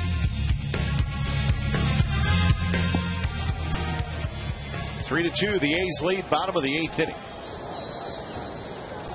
Red Sox have gone to their bullpen. The hard-throwing right-hander Daniel Bard. Fastball for a strike from Bard.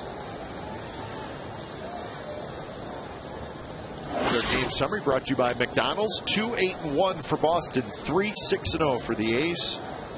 The 3-run bottom of the 7th, the difference in the ball game. So 0-2 to Pennington, who is grounded out twice to the second baseman.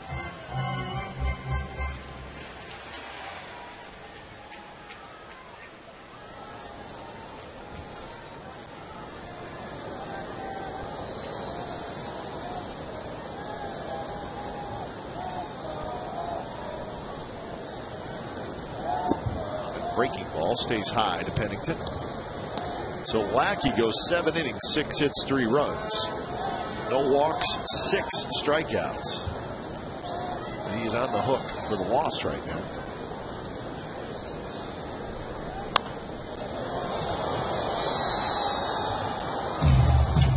And when it's time for a change, think Speedy Oil Change and Tune-Up, your oil change, tune-up, and spog experts. Good year for Daniel Bard. Some people think he may be the Red Sox closer next year. Jonathan Papelbon, I think he's going to be a free agent after this year. Close, yeah. So to keep him, you're going to have to pay him big money. The closer spot has become a big money position. Isn't that amazing to pay all that money for one inning? The A's are lucky with Andrew Bailey. He's a long, long ways away from being a free agent. That's not really an issue right now. Might be one of those guys you start thinking about locking up. Yeah. A's have a few of those players, and I don't think you could go wrong. They've done it with Brett Anderson and Kurt Suzuki, and his two-seam fastball, it was a little bit off the plate. Really didn't come back as much as Barton wanted it to. And finishing a few words for Mike Winters. Strike zone has been a little bit erratic tonight. I think the A's have several players that you could lock up and know you're going to get some quality performances, whether position players or pitchers, and that's important with the arbitration of free agency looming.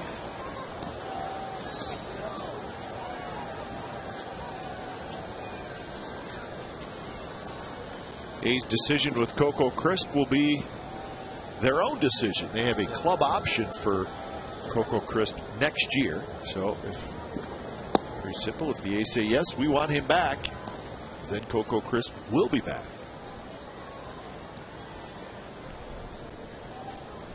Same situation with second baseman Mark Ellis.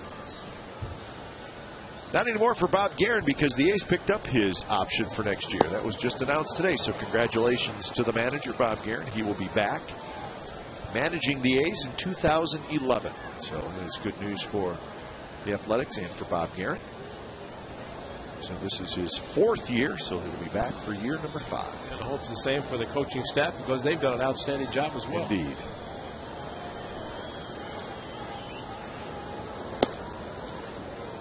2-2 to Coco Crisp.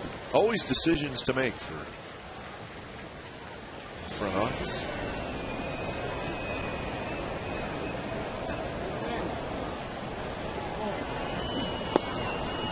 It's not a hard decision with that guy in the bullpen. He was up to pitch to Scudero if necessary in the 8th inning. And now we'll start the 9th. It's at least a 1-run lead. And we'll be at the top of the batting order.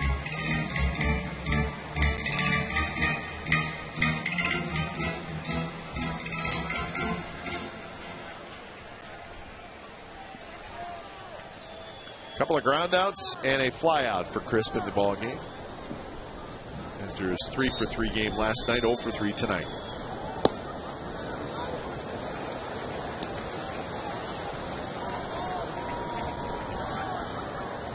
So full count.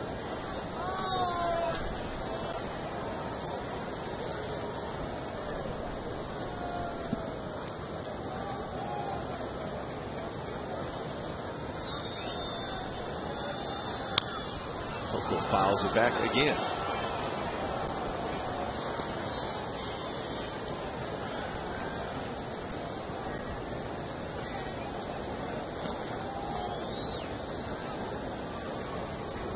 Now the Yankees had the bases loaded in the top of the 6th inning but could not score, so it's still tied at 2 going to the bottom of the 6th.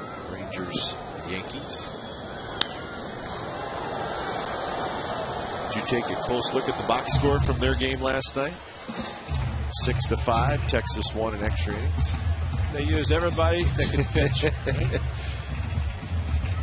Including the starters, they used 19 pitchers. The Yankees used 8. The Rangers used 11 pitchers. Not a record for the Rangers, didn't it? 11.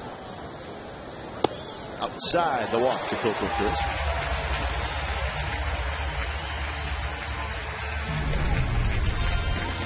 Join us tomorrow here on Comcast Sportsnet California. The A's will wrap up this 3-game series with the Red Sox.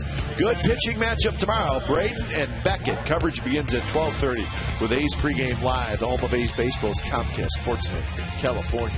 And once again, Josh Hood, take a look at that. Just magnificent. He's terrific. He has to do that for every matchup, Yeah, right?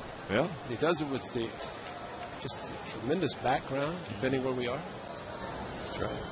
We'll go to Kansas City and he'll have some nice background for that. Some big chunk of barbecue or something. Yep. Then on to Minnesota.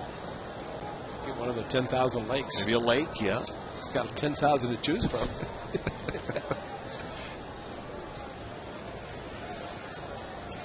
You'd probably pick one that doesn't have a lot of water.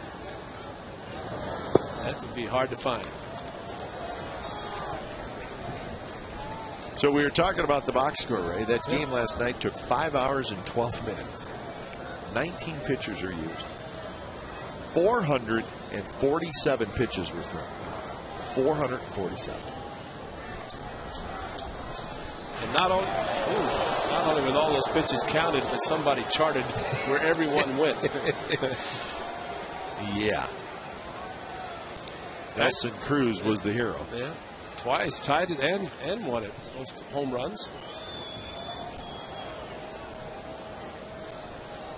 Coco inching off. Still moving towards second. Getting that walking lead, and he was dying to go. Victor Martinez was probably saying to him, I'm glad I'm at first tonight. Because he was saying that he looked down and he saw the lead. He said not only did he have the lead, but he was doing that. He was dancing and he was starting to run, and Victor knew he had absolutely no chance. And he was well under 2 seconds, which is great for a catcher in his release to get the ball to second.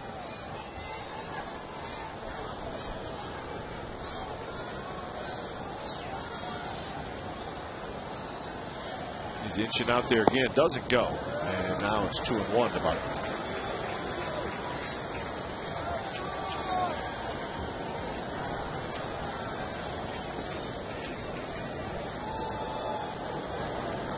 Martin got the 3-run 7th inning started with a double to left center field.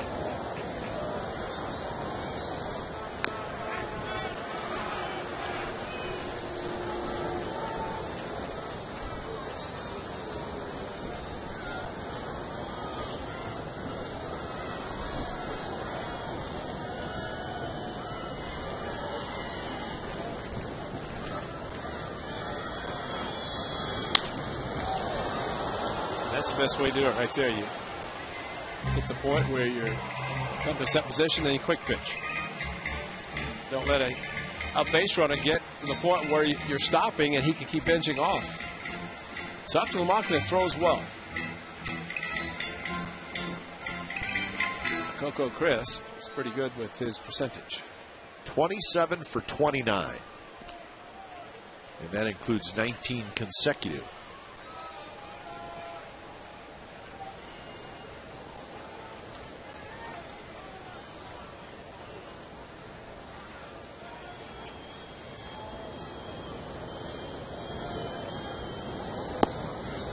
Ricky, after the game last night, I said, Ricky, by the time you figured out and told the base runners what the pitcher was doing, the pitcher was out of the game. He says, I had him before. And he did. He had already picked up some things the pitchers were doing. He's probably already figured out Bard. So is Coco. Oh. Figured he was going to be going. He must not have read Bard as delivery. Well, he's close because he just keeps creeping and creeping. He's just trying to get that timing just right. 3-2, you figure he's going to be running.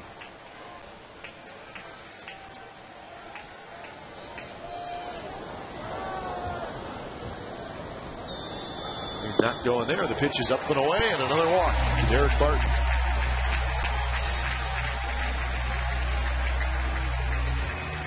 Hayes would love to have an insurance run. Well, now if he's figured him out at second, he'll try a double steal.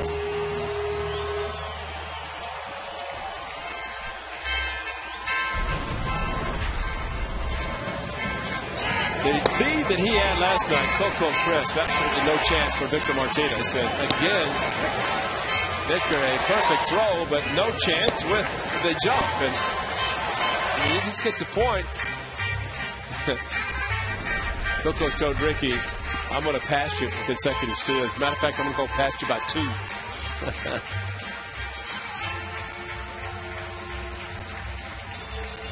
It's become a big part of the A's game. They Check have that not out. hit a lot of home runs. Look at that. See the last 2 seasons compared to the previous. It's a good part of the game. It makes it exciting. You get fans on the edge of their seats wondering, hey, you got a guy who's going to run, he's going to try to steal. Well, recently, Ray, 8 steals in the last 2 games. They do not have one tonight, although they do now. Wow. In fact, they got 2 of them. Oh, the old double steal. Derek Barton was actually halfway to second base, almost pushing Coco to go. It was unbelievable. He's one of the best. Look at him at first base. Look at this lead. Look what Martinez is playing. And he could just trot into second base.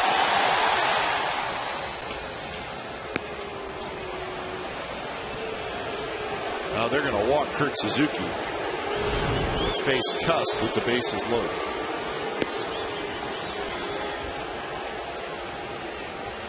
Derek Barton might steal 50 as a trailing runner this year. So, I mean, do you think the Red Sox in that situation, watching the A's lately, double stealing, would they be better off to have Martinez hold a runner at first? It's kind of hard because if you do that, you're giving up a lot of ground between first and second. I mean, you're not going to hold him like you would with only one runner on. But I know what you're saying. Maybe a right-handed hitter, you could think about doing a little bit closer. But you know, last night Martinez thought about throwing behind the runner at first base.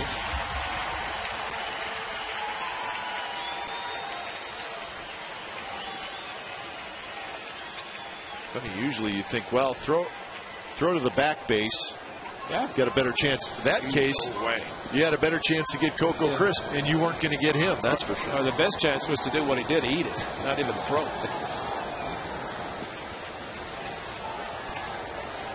So Cust with a chance to not bust it open, but just make the A's breathe a little easier.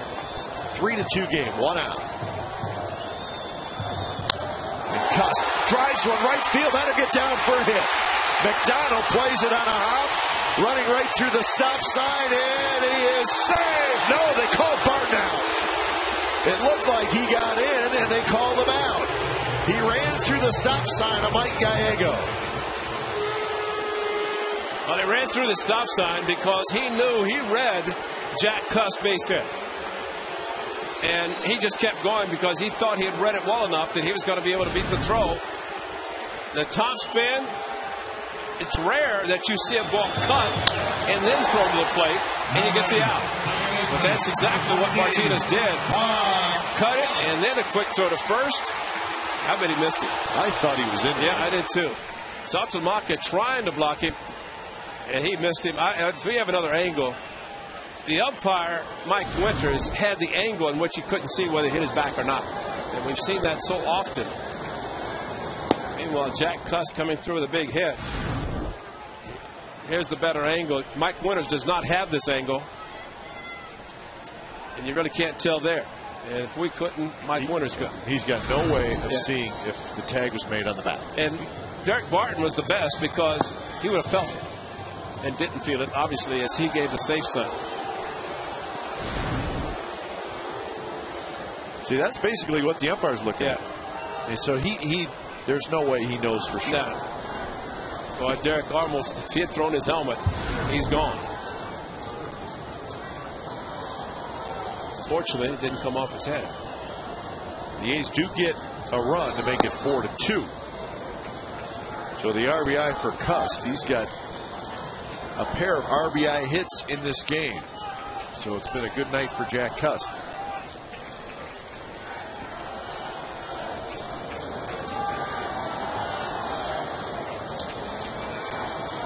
Ellis has 2 hits. He takes up and away 3 of them.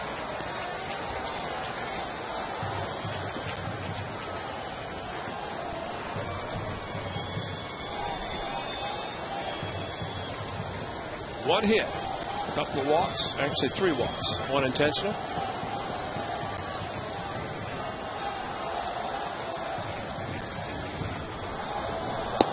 And he walked him. That's the 4th walk in this inning.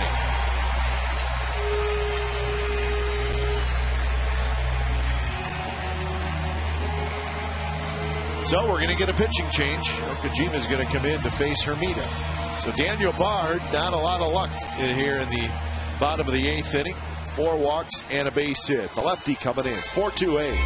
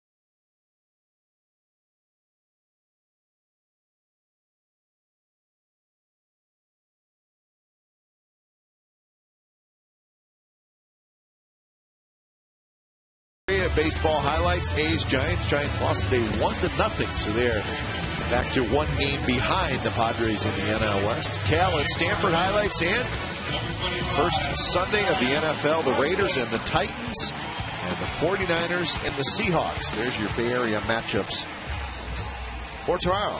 Tonight, right here at the Coliseum, the A's trying to make it 2 in a row over the Red Sox. They lead 4-2.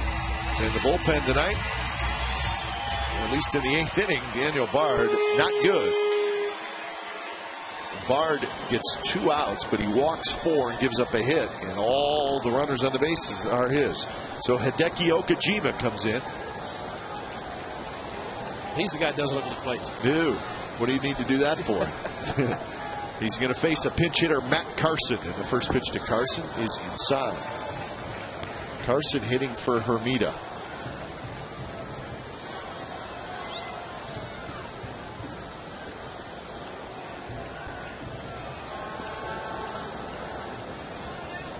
So Hermida, while he was in there, went 1 for 3 with a double.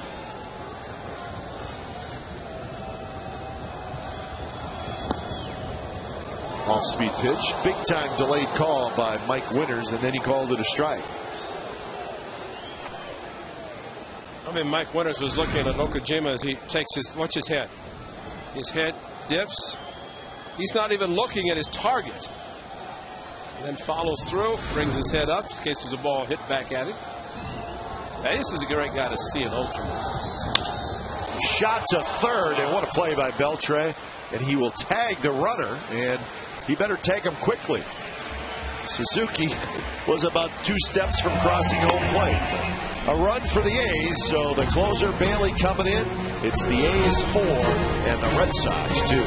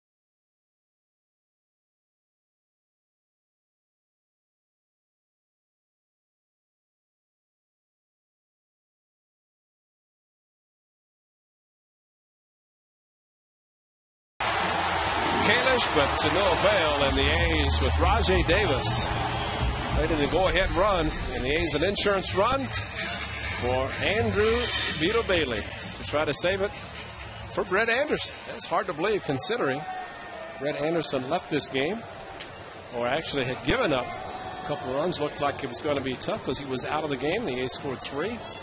Insurance run, and Bailey can close it. First pitch, and it's to Marco Scutaro, and it's high. It's the top of the order for the Red Sox. When it's time for change, think Speedy Oil Change and Tune-Up, your oil change, tune-up, and smog experts. So Andrew Bailey in search of save number 23.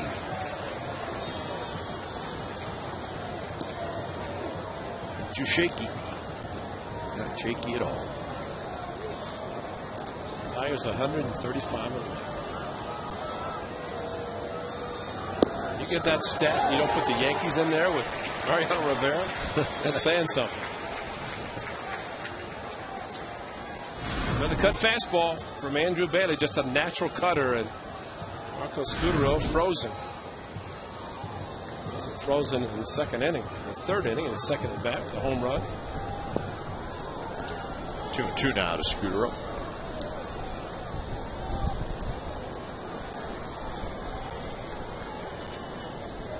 Daniel Nava is in the on-deck circle. That is Darnell McDonald's spot.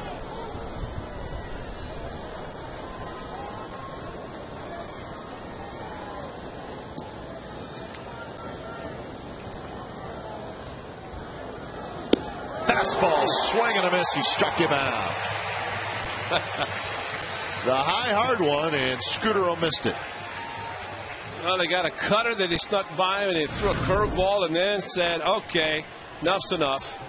And there's the high cheese. And Andrew Bailey, boy, his last appearance, and now this one, his fastball has been unbelievable.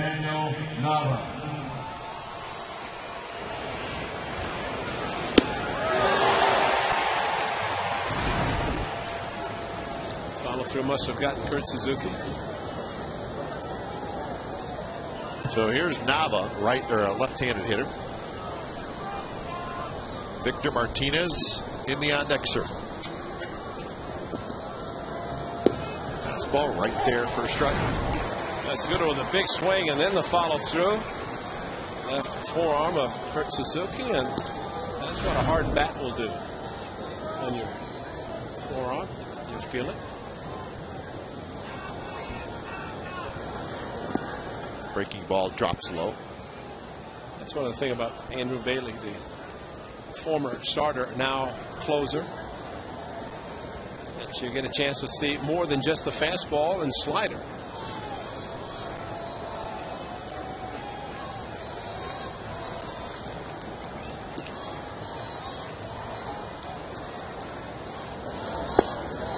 Just a little bit outside to make it a 2-1 count to Nava.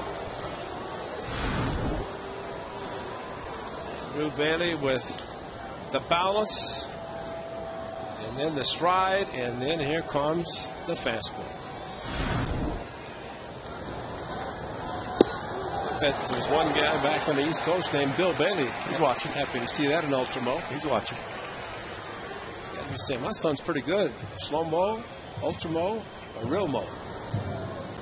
Is there such thing as a real mo? Uh-huh. You're going to see it right here.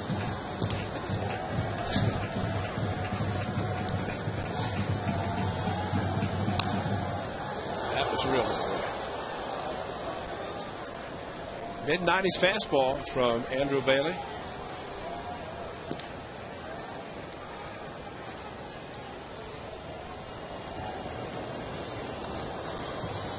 Very good 8th inning by Craig Breslow. 3 up, 3 down with a strikeout. That coming right after the A's scored 3 times. Nava goes after that high fastball, fouls it back.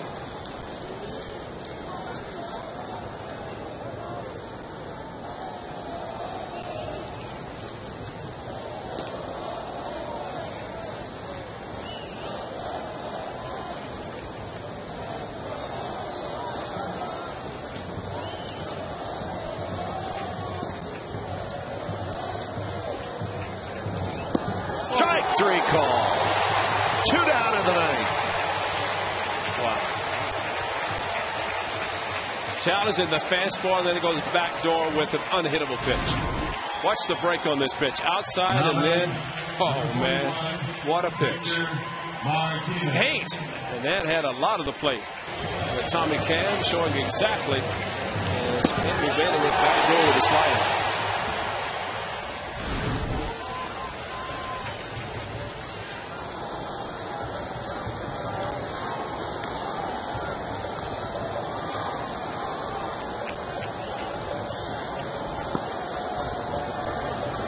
First pitch to Martinez is driven right field. Carson back, and it's going to be over his head. Bounces up against the wall. And Martinez slides into second, and he'll have a 2-out double. So the Red Sox will indeed get the tying run to the plate, and it's going to be Beltre. Martinez was ready for that high fastball. Yeah, he is very good, and he is always ready. And his best way, of course, instead of taking a pitch, which you see guys do, the idea is to get on base yourself your own way.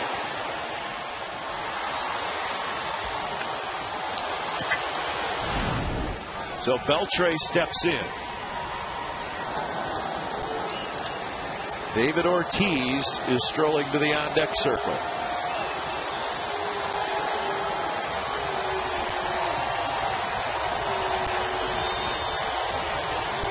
First pitch to Beltre. Outside.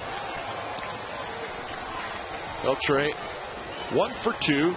He's singled in the first, and he has walked twice, so he's been on base 3 times. 27 home runs for Beltre. You're going to stay away from him like that. And ideally, if you're going to stay away, try to keep the ball down. Don't give him an opportunity to go opposite field, which he has the power.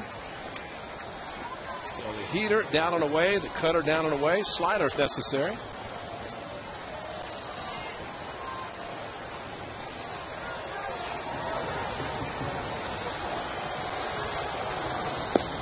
Good pitch, and now it's 1-2.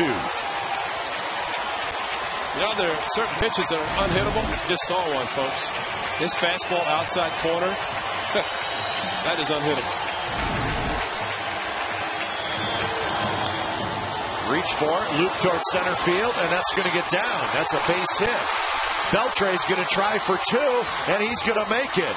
So a run comes in, and Beltre is at second with an RBI double. Here's reach for it, poked it into left center.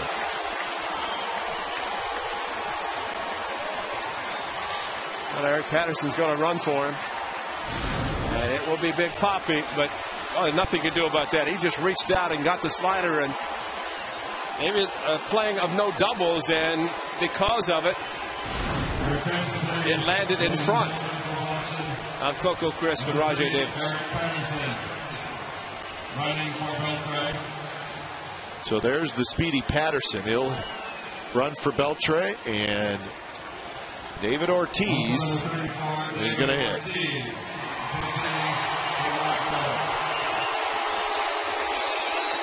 So we're going to have an exciting finish. It's official.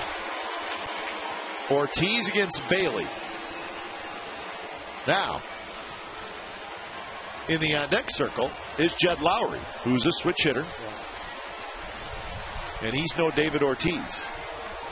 So do you pitch carefully to Ortiz? More careful than usual, I should say. Yeah, I mean, and this is where David Ortiz, and look at the shift he is going to put on. So the bad part here, anything the left side, it's got a pretty good chance of being a hit and scoring the tying run. A's are hoping that if he hits the ball, he's going to pull it. Big breaking ball in for a strike to David Ortiz. So 4-3 and a run in here for the Red Sox.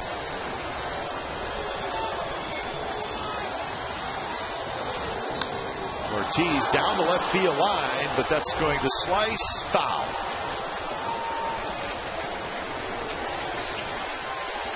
So Bailey ahead in the count, 0-2 to Ortiz. Now, if you really want to be gutsy, run one inside. I don't want to be gutsy. Because if he runs it inside, it's a cut fastball in, not the two-seamer. He doesn't have one. That one way outside. Suzuki reaches for it, grabs it.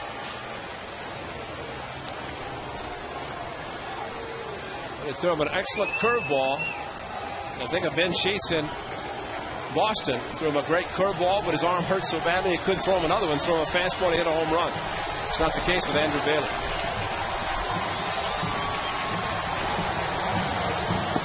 Fastball just a bit outside to even the count at 2-2. And this may be the case where they are pitching him carefully, at least thinking about him, with first base open. Hey, this got a lot of money. Of course, in the history of the Red Sox franchise history, he has been the best when it comes to clutch hits.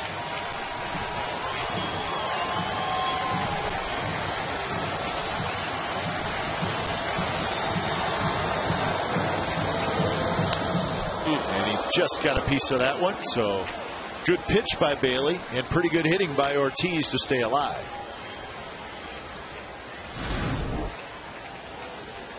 Big Papi thinking about a pitch outside, and you know, if Andrew had any of the two-seam action on his fastball, but because of his elbow and that bent for a natural cutter, it's tough.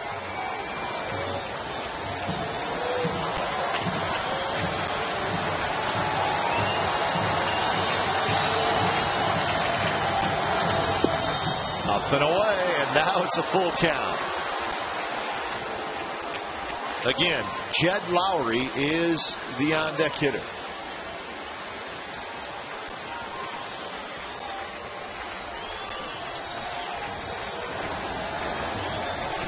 On the curve.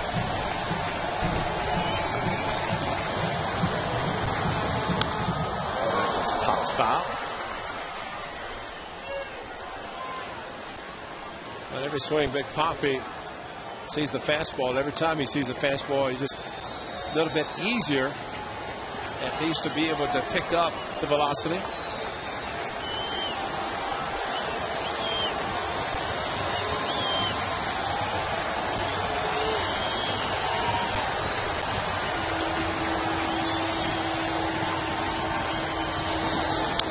And that fastball down a little bit, and that's the one Ortiz has been waiting for. He's been waiting for something just a little bit down, and he got it, and he fouled it back. See how he's reaching out? He's a little bit late on that. That's why, as much as you don't think about it, fastball in, he's been away with everything, and it's the best way to do it. You don't want to take a chance, but Bailey has velocity, then he can get away with it inside. Strike three called on the outside corner, and that's how the ball game ends. Bailey stayed away, and he gets Ortiz looking, and the A's hang on and win it by a final score of 4-3. So the Red Sox get a run in the ninth, but Bailey ends up striking out three, and he has to work hard, but he gets saved number 23.